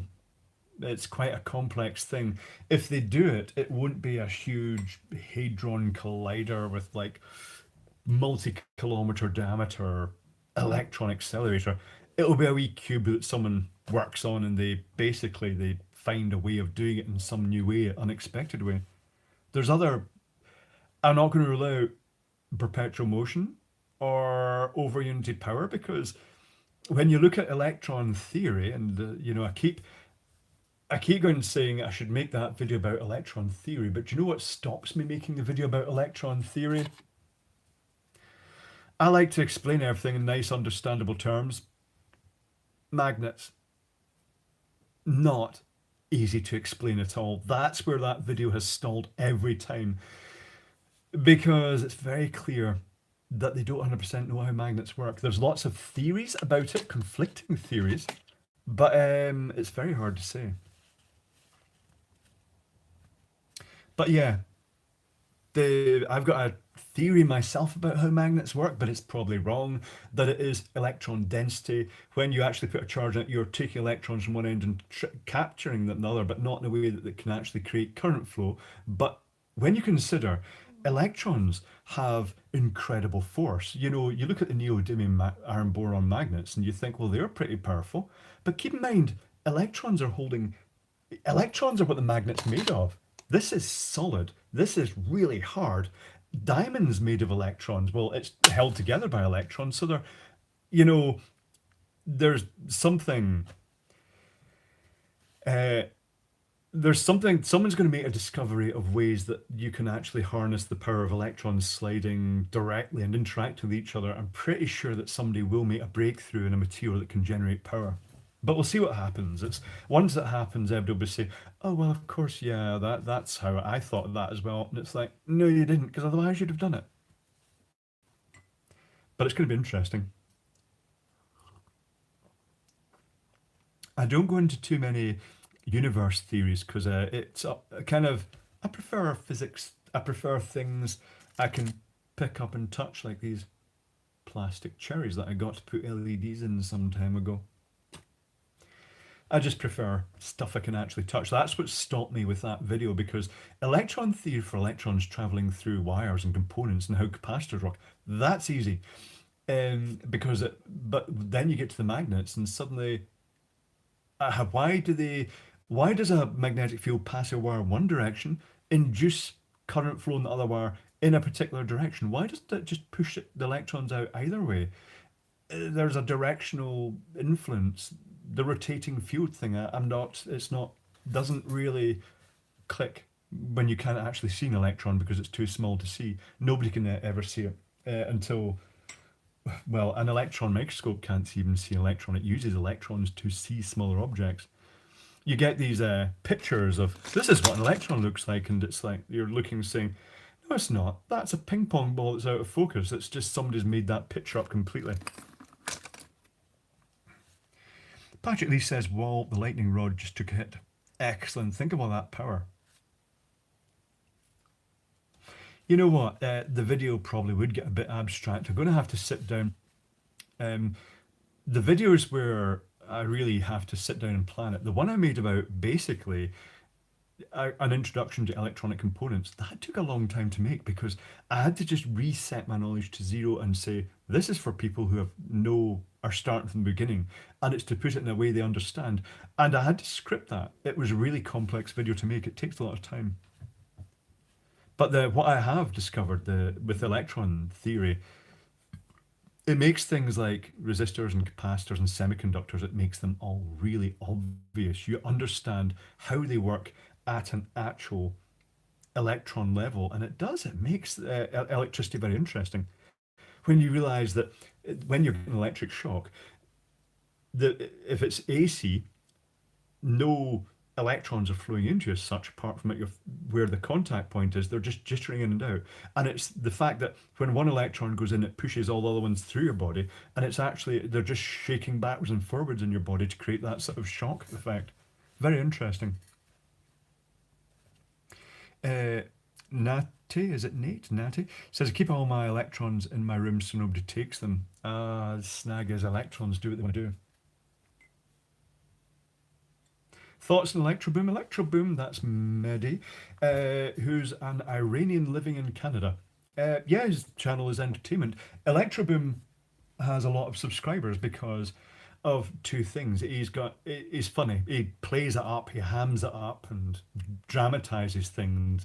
And it's also educational, so he gets a sort of double market. He does a great job. Some of the things he does are a wee bit too you don't really want encouraging people to play about with microwave transformers and things like that. So, ooh, but he does a good job. All the electronic YouTubers, small and large, they're all valuable because they have different angles on stuff. I mean, take a look at EEV blog. I think that's a valuable channel because he has a completely different sort of area that he looks at than me. So it just makes a wider choice, more variety. At this point, that we've reached the 2 hour mark, haven't we? That's interesting. So it won't go on too long. Creosan isn't valuable, I'd say. I'm not so sure. The Creosan, a lot of it's quacky, it's good entertainment. Some of it's real, and it's entertaining. They've got that sort of craziness that it actually just makes an interesting channel that's got its own market. Mr. Carson is really chill to watch. Yep, sort of many of the channels are kind of relaxed and sort of specialists. Now, everybody says that Rev Blog's voice is that EEV blog that's been auto-corrected voice is annoying. It's just because he's got an Australian accent and it just comes across as a wee bit like that, but it's just his voice. Ave is good value. Ave is very good value. Yep. Ave's channel is good. This is the golden age of YouTube? I'm not so sure. It's fresh at the moment. If you look at the trending videos on YouTube, it's all a bit kind of, it's aimed at average people, young people who want to see clickbaity things. But in the background, there's a whole technical section of YouTube that's always going to be there. The mechanic channels like South Main Auto and New Level Auto, and there's Eric the Car Guy, and then there's the mechanical channels like Steve Summers and Ave and um, so many others. I'm trying to think.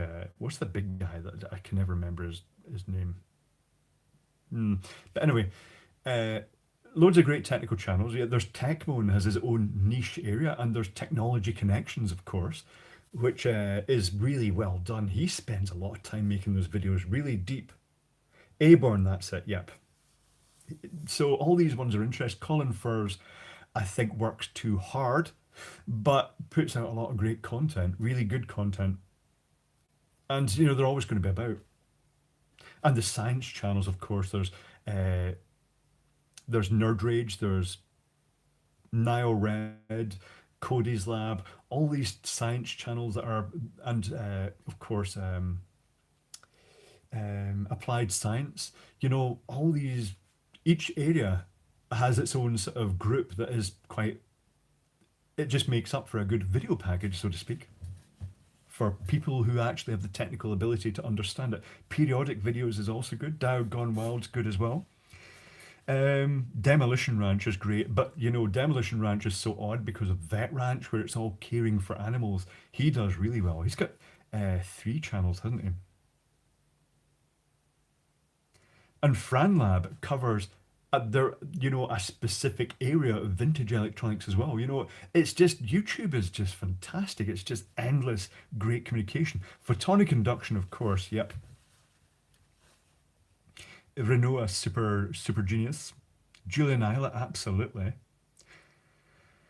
And yeah, we've mentioned Ave and Veritasium, and the ones that are like smarter every day and what's inside. You know, they're aimed at different markets. They're some of them are just a bit softer. They're not as hardcore technology. I mean, what's inside literally just cuts things in half, but it's very family oriented. It's good. It covers lots of different levels, and those people that get into that and slow mo guys will then evolve. They will then, if the technology takes a fancy, they'll move on to the more technical channels. It's just basically it's there for when people want to find it. Night Terrors. Is that a channel? Hmm. FranLab is not garbage. It's just different to. It's not mainstream. It's more specialist. And the press channels. Thomas Nagy, he's got a really good camera style, and he just puts lots of stuff. And there's Ashens, of course, the king of Poundland. Oh, there's so many. You know, there's so many channels, and there are some that have just yet to be discovered. Small channels that will grow bigger. There will be an Ember meeting this year. There'll probably a Glasgow meeting at some point, but I head through probably to Ember on Friday, so it's left it a bit late for notice. But I'll be through in Ember, then I'll be back. So maybe I'll do that when I get back. I'll try and put out enough notice and maybe let people choose where and when, just to see who what fits in with people, or have multiple meetups like I did last year, which worked out quite well. Mike's electric stuff, his teardowns are fantastic, particularly the medical equipment and X-rays. Yeah, I'm not allowed to brag about BigClive.com. Big Clive, the sexy cyborg. I've not got a bra. Techmode and FranLab, you know, that would be, you know, they have similarities. It would be interesting seeing a sort of crossover that way. Mike does need to make more vids, but he spends a lot of time making them, and he also works a lot. Mike does a lot of really custom stuff. Interesting. He's one of the few people I know that actually makes a living as a sort of what you might call an electronic artist. My hat is on backwards because otherwise it covers the front, and it makes me look young and trendy because so nobody can guess that I'm older than 21. Las Vegas. I have to say, the first time I visited Las Vegas, I visited Las Vegas once, so that is the first time. Initially, I kind of hated it, and I don't know why. It just wasn't what I was expecting. And then after I'd been there for a while, I did what I usually do. I go behind the scenes, and I just prefer to just mingle with the people that actually work and live there. And then I ended up really liking Las Vegas. I didn't explore it. I stayed in the new bit too much. I should have gone to the older bit of Las Vegas because of the character of the signs and stuff like that. Although uh, everything's gone a bit LED video all these days. I kind of like the old tungsten and neon sort of look. But the sleaziness of Las Vegas is pretty good. There's a YouTube channel called Blue One Leader, and it's this guy. He doesn't do it anymore. He used to hang around the what's that place? What is that street with the big LED ceiling on it now? It used to be tungsten, but it's been changed. Oh, I can't remember the name of that street now. I keep remembering it and then forgetting the name of the street. But that place in Las Vegas, he goes in and films, and there's lots of performers and strippers basically, and sexy performers. Fremont Street, that's it, the Fremont Street experience. And he goes in and goes round and basically just films their tits. Is the best way to describe it. It's just like it's just his very weird. And it's very clear as the videos went on, he was getting quite a following, and his channel was building up, and he was doing things like, he'd get one of them to perform, and he'd stick $1 in her bra or something like that, and she'd pull it out and she'd look at it and you'd be like, what the fuck? Then you'd see them going, oh, it's that guy with the camera again. Then he stopped doing it. I get the feeling you probably get banned from Freeman Street for basically harassing the blooming performers and strippers. Well, how they present themselves. Funny. Ah. That channel was a Blue One leader, but lots of boobies and bums. The guy with the Swiss accent, that's another electronic channel. Yep, he probably got bounced. He probably did get bounced. Hmm. Yeah. Other channels that are worth mentioning, Rich Rebuilds, just largely because of that huge incident they had with a Tesla battery, which is just amazing, and the sort of the way they sort of dressed it up in the video and edited it was good. Particularly when the battery exploding, the fire engine, the shiny fire engine turns up, and they're ricocheting off the front of it. uh, yeah. Simone Giertz, I wonder how she's doing. The cancer was back, her brain tumor's back. I hope she's yeah, that's a bit worrying in the background. The bullshit corner, yep, he's good. Have I made any beer recently? We've not made beer the last year or two. Strange Parts vid. Stranger Parts is always interesting seeing the stuff there. The batteryless LEDs, I got some inductors and put the LEDs across them in reverse parallel and tried them in inductors and things like that, but it is quite a complex circuit. Um, I didn't go into Circus Circus. It's all jumping everywhere. Oh, thankfully, the tumour is non-cancerous. I thought a tumour was cancer, but okay. That's good. Urban Explorer channels are interesting. Adam the Woo, for instance. Uh, Bug bites. RC Maniac, does Dr. Clive have any remedies for bug bites? Well, it depends on the bugs, because keep in mind that a real issue these days is ticks, and the risk that if you get bitten by a tick, then as a precaution, if there's any risk that you might, if it's in an area with Lyme's disease, they will just give you antibiotics as a precaution straight away. But if a rash starts growing out from it, like a sort of bullseye, they say, and spreads out from that tick bite, be very cautious. Go to a doctor immediately and get the antibiotics to prevent any problems with Lyme's disease. Curious Mark. A lot of these channels, I've come across them, but I couldn't actually tell you what their content is much like. I'm going to do more videos on cheapy Chinese disco lights. Yes, I am. I've got some cheapy Chinese disco lights here. Old, actually, mechanical-ish ones with the tungsten sources. What kind of products use more complex circuits than you realise? Most. You don't realise what's in those tiny little 3 or 4 pin chips in the circuit board. They're doing a huge amount.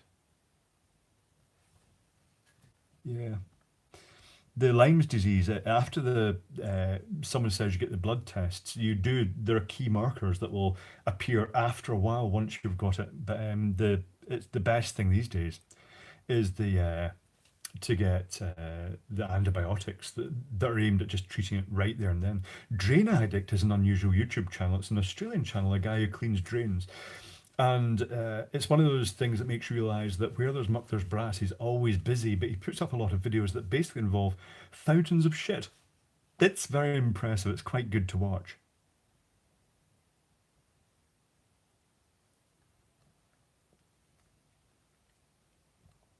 Do I think Photon will come back? Probably one day, yes. Yep.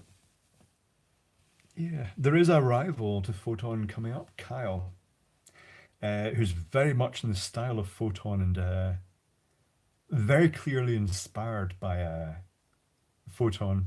Uh, he's going to start making a lot more videos. I think he's going to do quite well on YouTube. What do I think of Beyond the Press? There is a limit to how much you can press in a press, but at least they do other things too. Hmm. Project Farm, he spends a lot of time making those videos, testing engines, stripping them apart, doing all those tests and, uh, fasteners and glues. It's very interesting.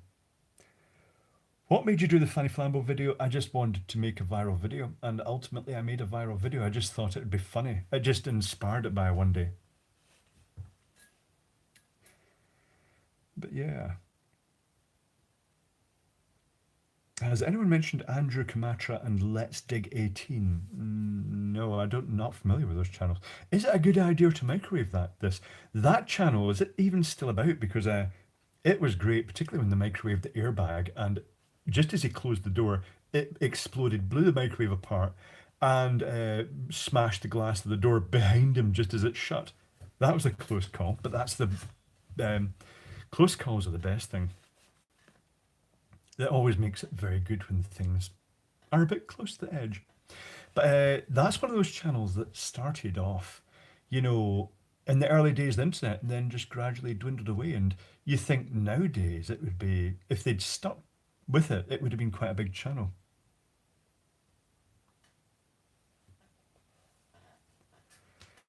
Yeah. Another pink shitty USB charger song. I used to make the music on the iPad. Unfortunately, it got downgraded to the point that the music package wouldn't work anymore, and I've got the other versions of it, but it's changed the whole. I'd have to sit down and learn it again because everything has changed in it. RMS, hi Julian, has gone very quiet. RMS has gone very quiet. Hmm. These channels, they come and go. I will say, how you see that thing about YouTubers burning out? I can understand why that happens, particularly with the young people that are putting so much work into making channels. My channel is not high maintenance. You may have noticed this. It's quite shit at times. But the main thing is that uh, when I make my videos, said right from the outset, I'm not going to do all this fancy editing because it takes a long time, and I see other people, it compromises the amount of content they put out because they spend more time editing this they do making the content. And keep in mind, I put a video out every 2 days. Is that too much? Because some people say that I put out too many videos. Oh, Winter Garden, that is another good channel. But Moog Music. Oh, that's an interesting. I have to look that up. But I can understand a good example. The that Chinese channel, the person who's in Stranger Parts, he had to take a break for a while because of that exact thing. He suddenly it got a bit too much. I have the advantage that I have spent a lot of time working a real job, so it doesn't. I understand that YouTube is easy compared to real work. It's to the point I can mix it. The next month or so with the traveling backwards and forwards, I'm still going to be putting out all those videos, but I'm also going to be juggling it with work, and a lot of those videos will be coming from work, and I don't know if they'll be popular or not, but we'll see how it goes. But I'll be trying to record on the fly at work with taking stuff to bits that might be work equipment or it might be stuff I found in a local shop. But I'll be able to keep putting it out because it's very straightforward. It's a camera like this. It is recording it and uploading straight. Any chopping or trimming and splicing bits together gets done in the camera straight up to the internet. The only time I use the computer, the Chromebook that I've got down here, is to actually edit the descriptions and other stuff like that and process the video. But it keeps it really simple. And it just means that I can put out a lot more content as a result of that. The videos you do while you're working are awesome. That's good. They don't get as many views because they're different to my normal content, but that's okay. Ali D says, "Did you ever see the bloke that made an entire computer from discrete transistors? That would be a huge task." Isn't that one of the things they do at Massachusetts Institute of Technology? They have to build a computer out of discrete logic, which is, I suppose, the logic chips are a step up from the transistors. It's a lot. David Orr says, "Are tigers a problem in Isle of Man?"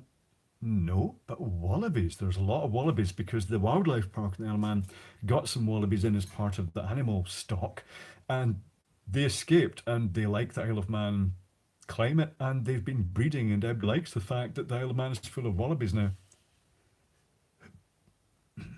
Gilbert's project says, I gave up making videos due to time, work, family, etc., but need to finish my PC build series. It's on my to do list. My advice to you is keep things simple so you're not making yourself a job, particularly if you're juggling family and work, because otherwise it is quite hard. And um, it's like, do like I did when I started the channel, but I wasn't aiming to make money out of a YouTube channel or have 500,000 subscribers, but it just kind of happens. It's just it just all happens naturally. It was never the intention. Favorite fairground ride for lights and your favorite ride? It's all changed. It's all addressable LED with WS2811 chips driving clusters of colored LEDs. But the in the past, the most illuminated ride was Raymond Cadona's Hellraiser Waltzer, which was just because he was just into his lights, and I built a massive control panel that got all the different boxes into one big panel. It was the prototype, the Fairground Light controllers, um, and it just had a ridiculous amount of lights on it. Ross Dalglish says used to work with you, talking shit as he often does. No, I worked with Ross at Northern Light. Ross with he looks a lot better with his beard now.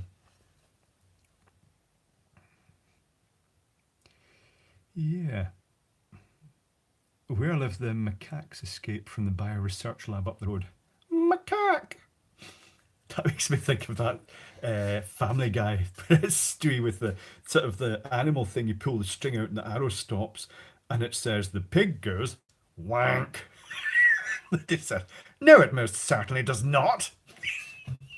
Cacock. It's just that really silly sketch. Mm. 8-bit guy is, all these channels, there's so many. I don't keep my channel completely ad free, but I keep the minimum number of ads. You know what's really annoying? It used to be I initially only had the little pop up ads and one per video. And then I was recommended to actually have the pre-roll skippable ad. And I saw that the non-skippable ads at the start were really annoying because they were long, but then they cut them down to really short ones. So I enabled that as well. And the idea was that one of those ads would play in the video. And it's mainly because if you don't have adverts on your YouTube channel, YouTube doesn't push it as much as others because that's how they pay for all the server space and transferring all these files around the world. So I originally thought it was only going to be one advert, but then suddenly, like, it would say it does that thing. I don't know if you've noticed it recently. It plays a longish, non-skippable advert, which is annoying, and then it does a skippable advert after it. And ultimately, I can understand they're doing that, but it's they have to pay for the space somehow, but I'm going to keep adverts. That's the whole Patreon thing, is about keeping the adverts down because you get those videos with advert and the little bar comes up and it's got little yellow dots all along it, and it's like, oh, screw that, because it's so annoying, particularly if it's a non-skippable advert each time. I'm not ever going to do that because I think get the adverts over and done with at the beginning and then enjoy the video. That's what YouTube's about. But remember that blocking the adverts, if you use ad blocker, you're kind of, I don't know if I really 100% recommend that because ultimately it costs Google a lot. They have to hire time on the data paths around the world to deliver those videos. They have to have local server centers that host the same video in different countries so they can deliver it cheaply and fastly. It's hugely complex. I had the pleasure of talking to someone in America, and not America, in the Isle of Man, who is one of the main data and IT guys with Poker Stars. And he is like autistic. He's just full, his head is full of IP information and data paths, and all he talks about is that. And it's kind of interesting, actually. He's really geeky. And when he was describing it and he was breaking down how they probably do it, suddenly makes you realize, fuck, that is huge. what YouTube, not just the sheer space that's taken for storing all these videos, some of which are shit and some of which are really good, but you've got to sort out the wheat from the chaff, but they all get stored. There are people who stream, well, look at this, I'm streaming, that's over 2 hours already. There are people who stream all that and it's being stored in high resolution on a server somewhere. And there are people who stream shit videos and they also get stored. So it's actually a really complex system working out which ones will be spread around the world for easy download. It's a complex system. So the advertising pays for that. I kind of like the music in the DigiKey ads. Ads would be found they weren't a source of so many viruses.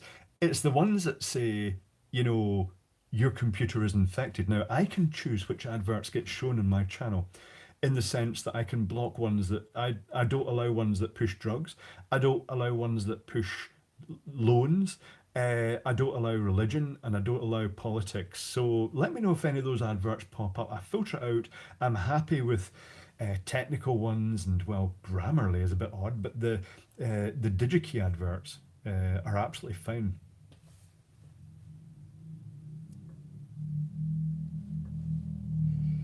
Yeah, I use a Chromebook which is not impervious to viruses, but is better. Fix your clock, Mr. Clive. Uh, it's working. It is 1:52. That's the time here. Yeah, DigiKey. You know, in the UK, the main suppliers are Rapid Electronics, who I've always been kind of fond of. They're owned by a German company now, I think. They changed dramatically when they brought in the lead-free regulations, the ROS, and it just put them under huge pressure. They suddenly had to uh, have double the storage space for the components. And because lead free, people were forced to use lead free, the components are more expensive. I think that put them under huge financial pressure. But they have traditionally been my favorite supplier of components. They were what I'd call a industrial supplier of components in the sense that if I was manufacturing circuit boards, then I would get all the components from Rapid. If it was a supercritical component, like a really high current thyristor, I'd get it from RS Components, something that needed that extra sort of known quality. But I think that RS are the Rolls Royce of suppliers. Uh, Maplin are kind of it's an online system now. That kind of it's a shame Maplin was the number one hobby electronic supplier at the start of the electronic era. Um, so Rapid Electronics are the main one for general production, manufacturing, getting bulk components in. And then there's CPC Farnell, which is part of the Element 14. Is it Element 14? It is Element 14 Silicon. Am I right? Is it Element 14? I think it is. But these days, I have to say I'm using CPC a lot more because they don't charge extra for shipping to Isle of Man, and RS, not RS, but Rapid Electronics bang on a £9 delivery charge to the Isle of Man, even if you're buying £2,000 worth of components, which I think is a bit cheap. People are saying sell merch. You know, I've thought of doing the T-shirt thing. The is it T-stream or something? But I have to say, if I did do the merch thing, I don't like the fact that they're already quite expensive before you add your cut on. So the temptation is to say, do merch, but not make any money off it. So when people buy, they can just buy the shirt with the big Clive.com logo on it, but I don't make any money out of it, but it keeps the price of that merch down. That's something I've considered. But a lot of people do want the shirts. Maybe I'd put rude messages on them. Touch the power. Maximum smoking pussy action. Pussy power. Tons on eBay of cheaper. Here's the problem. You know, you can get all these components cheap from eBay, but some of it is shit. It really is not good quality. And you order a bag of LEDs from eBay and you think, oh, they're okay, they're working. Then you order another bag from the same supplier, and they're completely different. There's no consistency. What about PCB badges? Well, you know what? Um, I've made those kits, the little PCB coasters that I gave away to the YouTube and PayPal and Patreon supporters, I should just put those up later on as a sort of file that people can get them manufactured themselves rather than sort of try and ship them out as full kits. I'm not really sure. Sell electronic butt plugs? No, Alex, my butt plugs would be too dangerous because they'd be really high power. People would end up in hospitals and then I'd be liable. Bright Components. I've used Bright Components. They're an eBay seller based in the UK and they're fine. Are you aware that some people watch you for the ASMR? Yes. People say that they use me to help their kids sleep. They put it on the background, their kids suddenly go quiet and fall asleep. Probably because I'm boring them to sleep. But other people, and here's a good thing. People say I put it on the background when I work in the workshop, and I couldn't work that out initially until I was working on something and then I got distracted and South Main Auto was on. So he's working in the workshop and he's hammering away at a really bad, brake job. He's trying to get the thing apart. And he was just he's shouting and ranting in the background as he sometimes does, and all the clang of metal. And I walked through to the room to continue what I was doing, suddenly realised I know why they do this now. It's because it's like having someone in the workshop with you. It's just like the garage is through that door over there, and Eric's through that, just shouting away, and just like your co-workers sometimes talk to themselves while they're working. It's that sort of thing. Well, Eric's kind of talking to you as the same way I'm talking to you right now. And it does, it adds an ambience to have. It's like you're in a workshop with someone. Like you guys hopefully feel like you're in the workshop with me when I'm taking stuff to bits. What is coming after LEDs, says Sync? I don't know. I wasn't expecting the evolution of the LEDs so fast to lighting, because up to the development of the gallium nitride LED, blue was a novelty. It was an expensive novelty based in silicon carbide, very dull whitish blue. But the I don't know what the next technology step is. I think they're going to refine the technology. I think they're going to still be LEDs, but they're going to just evolve and get more and more efficient and hopefully more robust. Certainly, if you look at modern LEDs, they handle much higher temperatures than the old LEDs used to. I had some PCBs here, which I don't know where they are.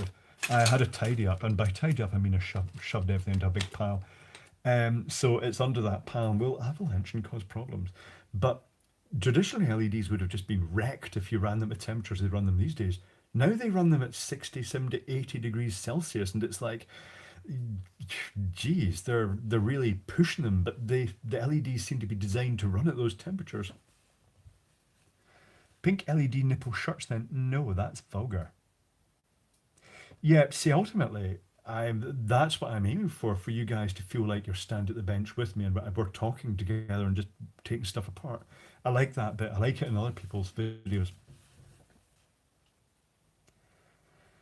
Yeah, yeah, they banned incandescents over here as well. They're banning them, they're putting new regulations into the entertainment industry. They're saying equipment has to have a standby power so low that it's actually making stuff unviable. The entertainment industry uses the DMX networks, so you got to have the circuitry to actually monitor. The lights do, oh, it's reconnecting, oh, it says you're live, something happened.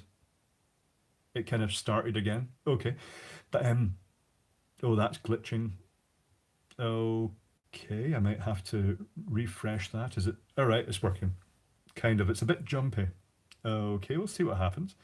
But where was it there? Yeah, the lights have to remain active. They have to actually receive that signal to say wake up again. And it's almost impossible to comply with these European regulations to actually use such low power but still remain functional. And this, I can see that happening with printers. The printers go to sleep and they don't wake up the computer can't see it anymore because the printer went to sleep even though it's supposed to be a Wi-Fi printer because they're trying to save energy and fit with these regulations. It's all a bit tricky. The people making the rules don't understand technology. That's the biggest problem. But now we're heading on for almost 3 hours.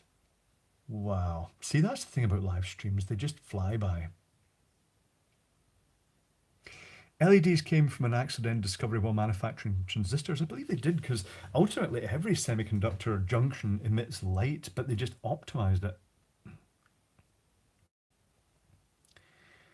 Um, but yeah, what do you think of the flex display screens? Oh, you know what? Samsung. It was so obvious they were going to have problems because flexing a display, even if they have a little robot in the factory, a machine set up to flex that to test at X number of things, it's not allowing for the fact that people will hold it by a corner and flap it open and they'll abuse it, they'll twist it, they'll shove it in their pocket. People treat technology like shit, and I think Samsung's going to have ongoing problems with flexible display. I don't think it's a good idea. I think they better just saying get bigger pockets and shove a big phone in them is the best approach to the future. Hmm.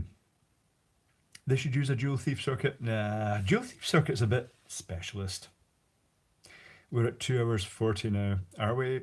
I started at 12, 11. Oh, it was 11. I can't remember when I started. Uh oh. Yeah. I got to work now, says Gavin Valentine. Enjoy your work, Gavin. Sorry. But it's okay. The stream is ending shortly anyway because I'm going to go to bed. Well, I say go to bed. I'll probably start and browse the internet for a while. You know what happens. BLE Bluetooth low energy. Isn't Bluetooth 4 about low energy? I'm not really sure. You certainly get the little the keychain trackers, the things that were all based in the tile. You know what? I do need more RAM. That's what's needed. Maybe they'll go back. They try things out because tablets were first introduced before they became popular, and everybody just poo-pooed the idea and said, "Oh, they'll never take off," and they disappeared again. And then well, everybody's got tablets now. Your phone is just a big tablet. It's the little Hitchhiker's Guide to the Galaxy. But in the future, I could see them going for the little head-mounted visual displays, so you've got a bigger screen or other technology. What rum am I drinking? The rum is Boring Supermarket fine dark rum in a plastic bottle. Classy. Um, what was I going to say there? I was going to say something. What was that subject I was talking about before I get distracted with the rum? It was the technology, the batteries, and the phones. Oh, you know what? In the past, the sci-fi programs that they showed at the little handheld computers, and you were like, "Oh my god!" And it was just a light shining on the unit onto the face to make it look like a console, and then they'd cut away to the staged one where it would be an actual screen behind it or graphics. And they're just going like that. Now we have that. We have the phones, but nobody ever mentioned they'd been made of glass and would smash if you dropped them. Yeah, they didn't mention that in the sci-fi, did they? It wasn't like Captain Kirk drops his communicator and it goes tinkle smash into lots of little bits. We weren't expecting that. Head up display, that's what Google Glass was trying to do. I will say, as phones came in, smartphones came in, silly things like you'd be driving a cherry picker and people would just be so engrossed in their phones that they just wouldn't be aware of vehicles. They'd walk out middle of the roads, they'd walk in front of your cherry picker, you'd have to shout and stop and just let them know you were there, despite the fact there's a big diesel engine in it and it's going beep, beep, beep, and they just ignore it because they're so engrossed in their phone. It's very strange. Hmm. John Arm's off to bed. Yeah, everybody's off to bed. I'll go off to bed soon. Oh, hold on. There's Fred Bedderhead. Oh, it's Fun Day Poppet Show on. That's kind of weird, but amusing. When do we see Moobs? Moobs? Are we talking these? That's why I wear black so you can't see my huge bazoomers. They're lush. They're not. Space 1999, all these, I love those old series. They were great. Tomorrow, people. You look back and it's a bit ugh, now, particularly Twiggy the robot. Whatever it did, it was just like, oh really? Yeah, they should use transparent aluminium for displays as invented by Scotty. No, my breasts are not pierced. I could tell you Ralph had one of his nipples pierced just because he thought it was a fashionable thing to do. So he worked as an undertaker. I couldn't get my head around the fact that an undertaker under that funeral outfit would have a pierced nipple was just weird. Blake Seven was very cool. Blake Seven was just epic. Servalan was such a baddie. She was great. And didn't Avon, was it Avon or Servalan that died recently? I think they both died recently. I'm not really sure. Fantastic. Loved that series. You look back and they look a bit tamer now, but they stood up quite well. Twiggy was secretly a sex robot. Well, it was the right height, to be fair. They had a place in Glasgow called Buck Rogers Burger Bar or something like that, and they actually recruited a small guy to go in their Twiggy outfit, and so there's video footage of the advert of when they opened it on YouTube somewhere, and you're expecting Twiggy to come up and go bit, what's up, Buck, and things like that, but it's just he wanders up to these kids and goes, "All right, you enjoying your meal?" And it's like, and they're like, "Aye." And it's just not Twiggy. It looked like Twiggy, wasn't Twiggy. Servalan was indeed hot. She was a super baddie. Avon and all the others, yeah, absolutely. But yeah, Aurak was interesting because if you look at it, it's using the tungsten lamps overdriven inside it to go round. But if you watch it in the videos, you'll see it skips. It sort of goes round, but it skips. And I don't know if that's deliberate or if the little circuitry was crashing, resetting it, but it's good. They did air Ren and Stimpy over here, I think. Certainly bits appeared on YouTube, I think. Didn't see an awful lot of it. What did they call the computer on Blake 7, that big computer? Oh, what was it called? Um, the big computer, I can't actually remember. Zen, that's the one. Which was just that big sort of fiberglass sort of dome sort of on the wall with the blocky lights behind it. Aurak was the acrylic computer. Looked great. Oh, just, at that time it was just superb. And then, of course, there's Red Dwarf. The early Red Dwarf series were just fantastic, particularly Holly, the ship's computer, which was just a terrible computer. $6 million man. I went over to my uncle's to watch that on his TV because we didn't have a TV at that time. Will you ever work for Disney again? Will Disney ever let me work for them again? Is the question. Possibly. I'd still work for them. It depends if they have any projects that would suit. And besides, I'll often supply electronic stuff to subcontractors to Disney because Disney does a lot of stuff out of house. You get the animatronics are done by Garner Holt, and a lot of the parade floats and mechanical and costume stuff is done by a company that specialises in rides and that sort of stuff. Burkett Engineering, and they've got all these other contractors that just do different aspects of the work. Their in-house Imagineers tend to be just the sort of final detail theming of the rides or the design of them in the first place. Why would Disney hate on me? Well, just because I've taken pictures behind scenes and talked about Disney management. They don't usually like that too much. But hey, what happened with Disney? Yeah, nothing happened with Disney. Worked them, made stuff, made control modules for them, worked in their parks. Yeah, drew a very, very rude doodle of Mickey Mouse. They had an animation walkthrough, and I did drug Mickey Mouse shitting his pants. It was basically they had this how to draw Mickey Mouse, and everybody had this sort of easel in front of them. It was just one of the attractions they had at the new park in Paris, and you had the pen and you drew, and it says first draw the ears and then draw the nose and then here's the pants. But my pants were like really huge with the knock knees out the side. It actually looked pretty good. I didn't take a picture of it because back then it was about 20 years ago than that particular job. The camera had it wasn't very subtle because it had a floppy disk in it, so I couldn't just pull it out and carry it about and take photos everywhere. Particularly because they don't like backstage photos being taken when they're actually doing the when you're actually building the parks. They don't want you to know what it's like inside. Mm. But maybe I'll talk about Disney one day, what it's like behind the scenes. Alan Bradley PLCs and a wee bit of over engineering.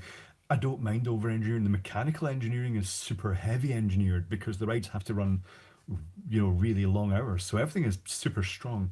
But I thought they used a sledgehammer to crack a nut for a lot of the control systems. I thought they were just basically setting themselves up for technical unreliability.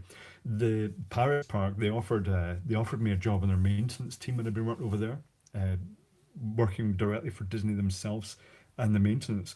And I declined because that I thought, I just didn't like the way a lot of their stuff was designed. It was just a bit too complicated, and also it would have meant learning a lot more French than I already knew. Yeah, Mavicas, they were great. It was Disney Paris was where I was working.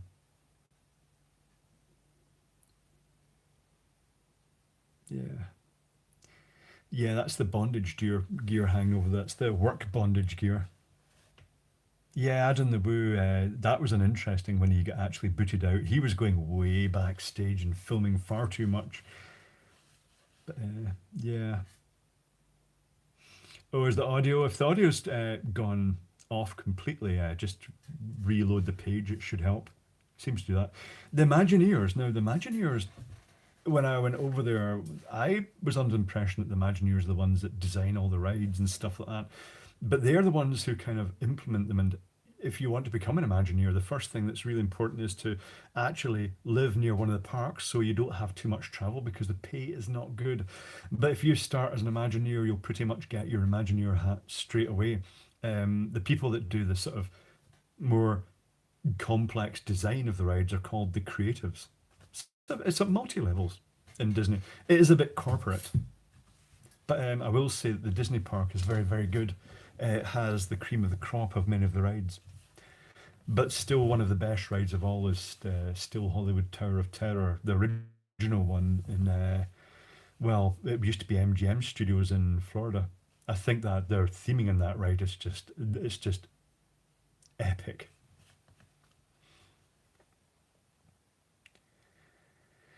If Google Glass had come on, would you get it? I would have been tempted to get a Google Glass. I wonder how many of them were used for just the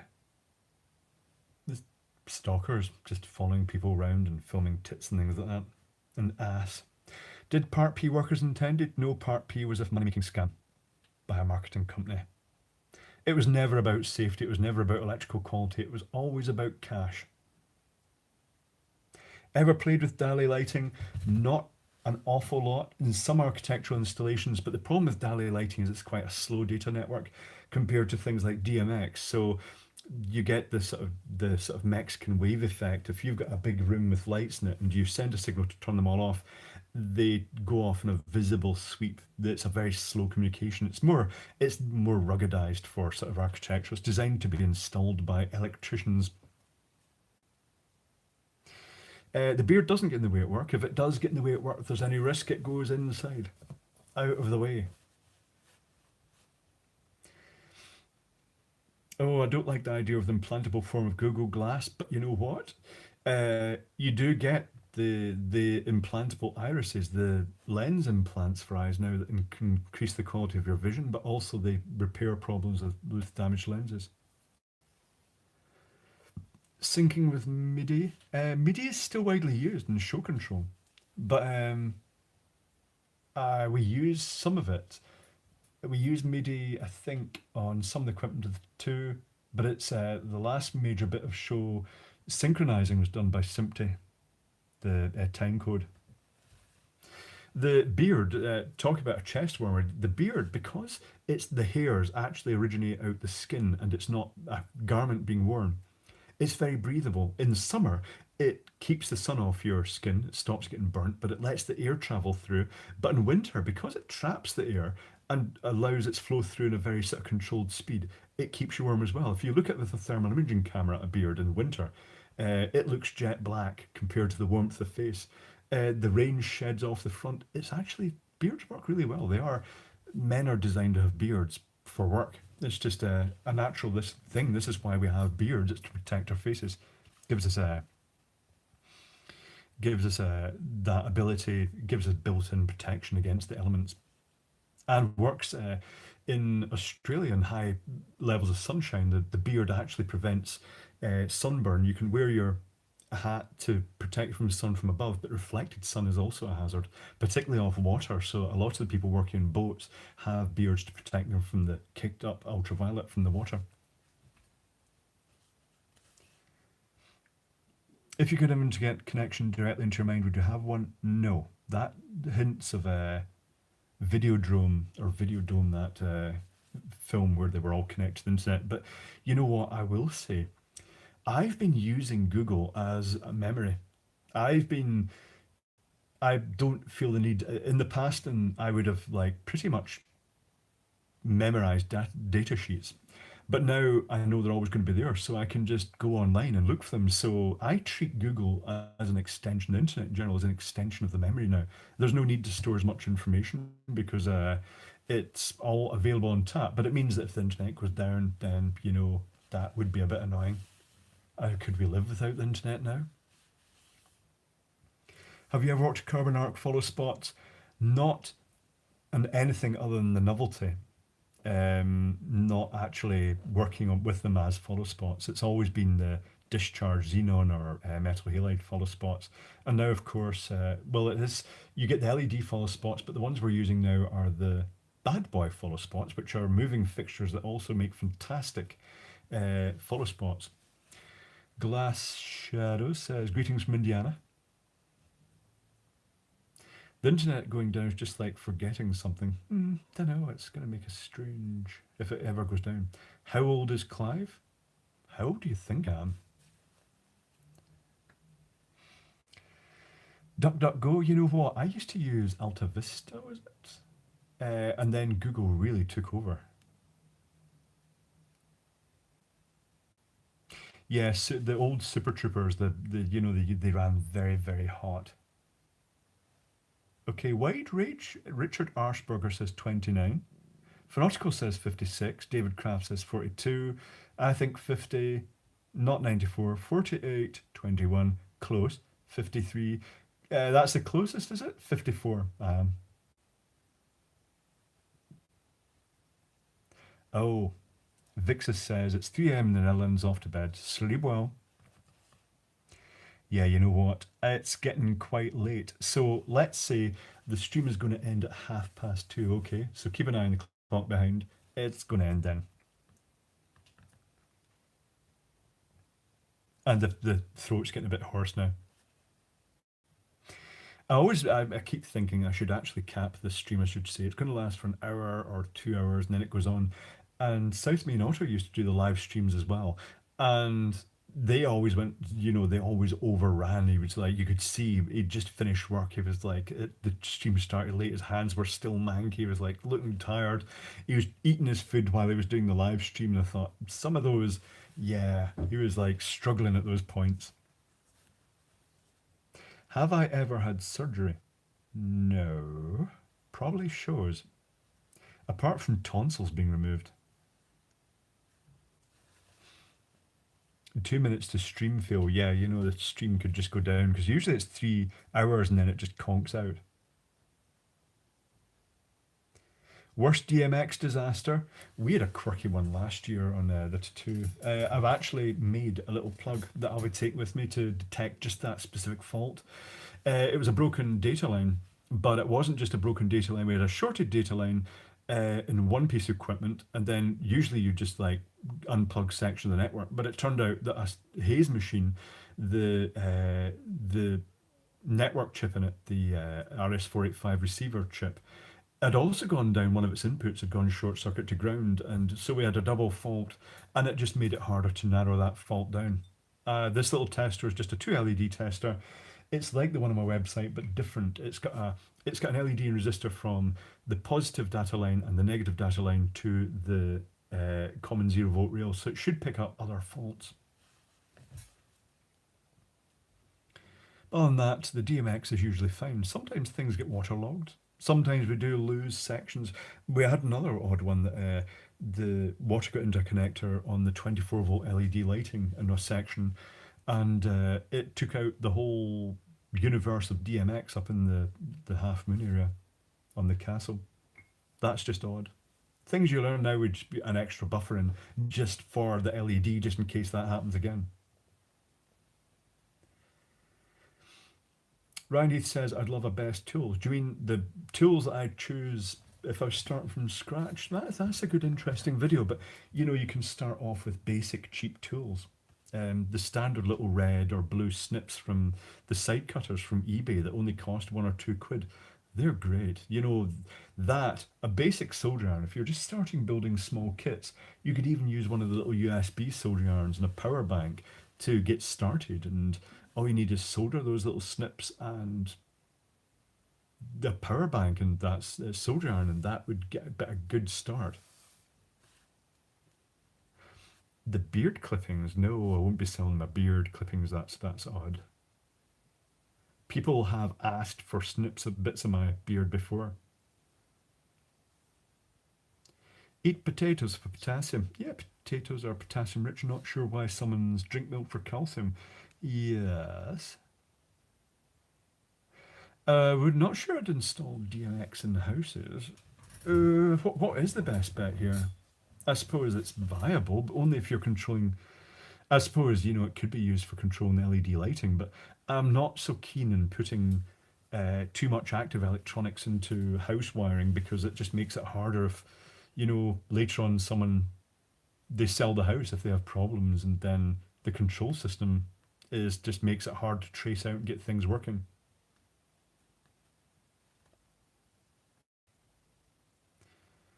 But yeah, tortilla soup sounds nice. ZZ Top Beard, not quite a ZZ Top Beard. LED train signage fail photo, was that 20 years ago? Oh, yeah. Oh, that was a long time ago. Was that the clock?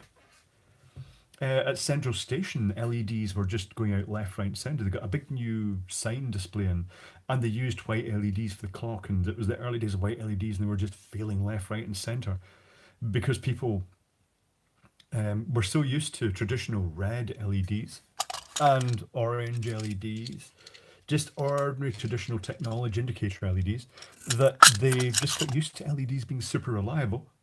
Introduced gallium nitride LEDs, and suddenly we had unreliable LEDs, which was just an absolute nightmare. I got caught out by that. I was using them in props, and fortunately, the props I used them in, it didn't matter that a smattering of them went out or started flickering because it didn't show up in amongst all the other lights. It was hidden.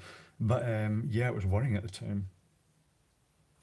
Thomas Herzog, Opinion Royals. They're a good tourist thing for the country. I think I wouldn't want the Queen's job. She does a very good job of it. But they're just a part of British society, aren't they?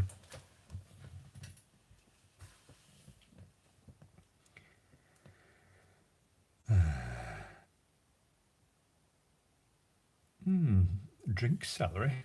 Messed around with any electric vehicles? Not really.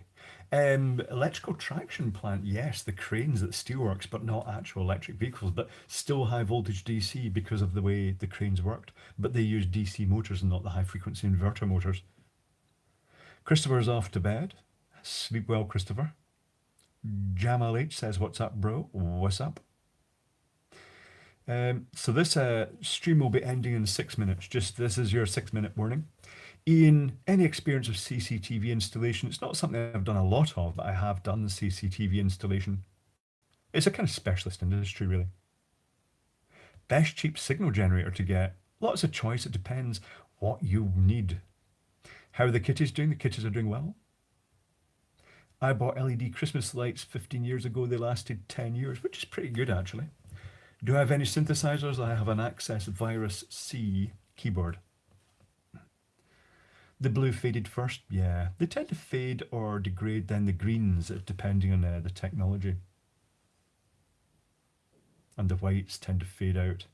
I have some lights on continuous test, string of LED warm white lights just to see how they're going to last. I've not been doing many 3D prints lately. I've been designing stuff but not really sat down and done it. Clive, you have a very cool subscriber base. The best thing about my subscribers is they're all part of what I regard as the technical family. They're all just that little bit weird and kind of humans optimized for technical stuff. I like that. I like that a lot. It feels, gives me a oneness with you guys. Buddy Van Doodle and a welder. Buddy Van Doodle and a welding gun. Indeed. Robot Big Clive? Not so sure about a robot Big Clive. It would be very rude and dangerous. Richard Arshberger says, I'm not weird. Okay. I love the pure spectrum colours of LED. If you mean the single wavelengths, it is very sharp and nice. Takes a bit of effort to get a good rich colour rendering index though. Talk dirty, Clive. Hamish ran his big manly hands up Agnes's thighs and thrust it under her wee kilt. Is that what you're talking about? Scottish stories, porn stories.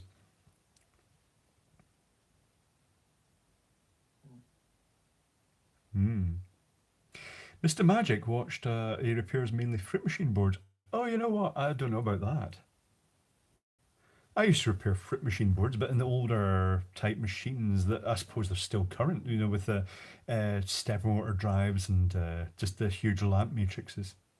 Not done it in a while though, except for myself.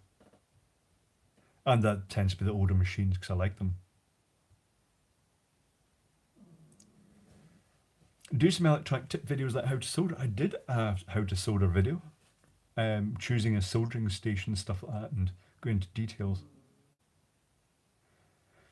Any Edinburgh interview videos this year? If I can find people to interview, yes. I'll see if they're willing to talk and if we can work out. We'll maybe get you guys to ask us questions in advance of what you want us to answer. Amazed you don't have this sign anywhere in the workshop? What sign's that? I mean, I do have signs. I've got the palm tree is getting a bit duller. The this one powered by a mains power supply, so the slice of melon is still at full intensity. This is getting its own video shortly because it's kind of tacky but genius at the same time. I love the haze that comes around this. It really is swamping it out. I really must clean the camera more meticulously before I make videos. Oh, license to drive 5 hours of live streaming today. Wow, that's pretty good going. Mystery Clive Theatre 2000 would be very interesting. It would be very mysterious. Jamal Tyrone, Edinburgh. Yeah, you know what? Edinburgh, it's coming up. Where's the toucan? The toucan is a Isle of Man. I've got that palm tree purely. Oh, look, it's really dull now. The batteries have run real low. I got it just purely for this video, to be honest, just as a joke. Just because the toucan had been there. Do some BGA stuff. You know what? I was looking at videos today about the reballing of ball grid array. Suddenly it's actually viable to, I'd consider doing that. But the time is running out. We're into the last minute of the live stream. So guys, thanks for joining me, and it's been a pleasure talking to you again. I'll probably do a live stream from Edinburgh when I'm through and settled in. And at some point I'm going to try a live stream from the Isle of Man, although it's a bit, not sure. We'll see how it goes because the data tends to come on and off a bit. It tends to be a bit jumpy. But yes. Good night. The time is approaching. I shall wait till the clock rolls over to here so you get your full value here to the 2:30. But sleep well or don't sleep well if you're heading off to work, because this is a global thing. It's all around the world. But that's it. The live stream is ending. Good talking to you again. Have a good day.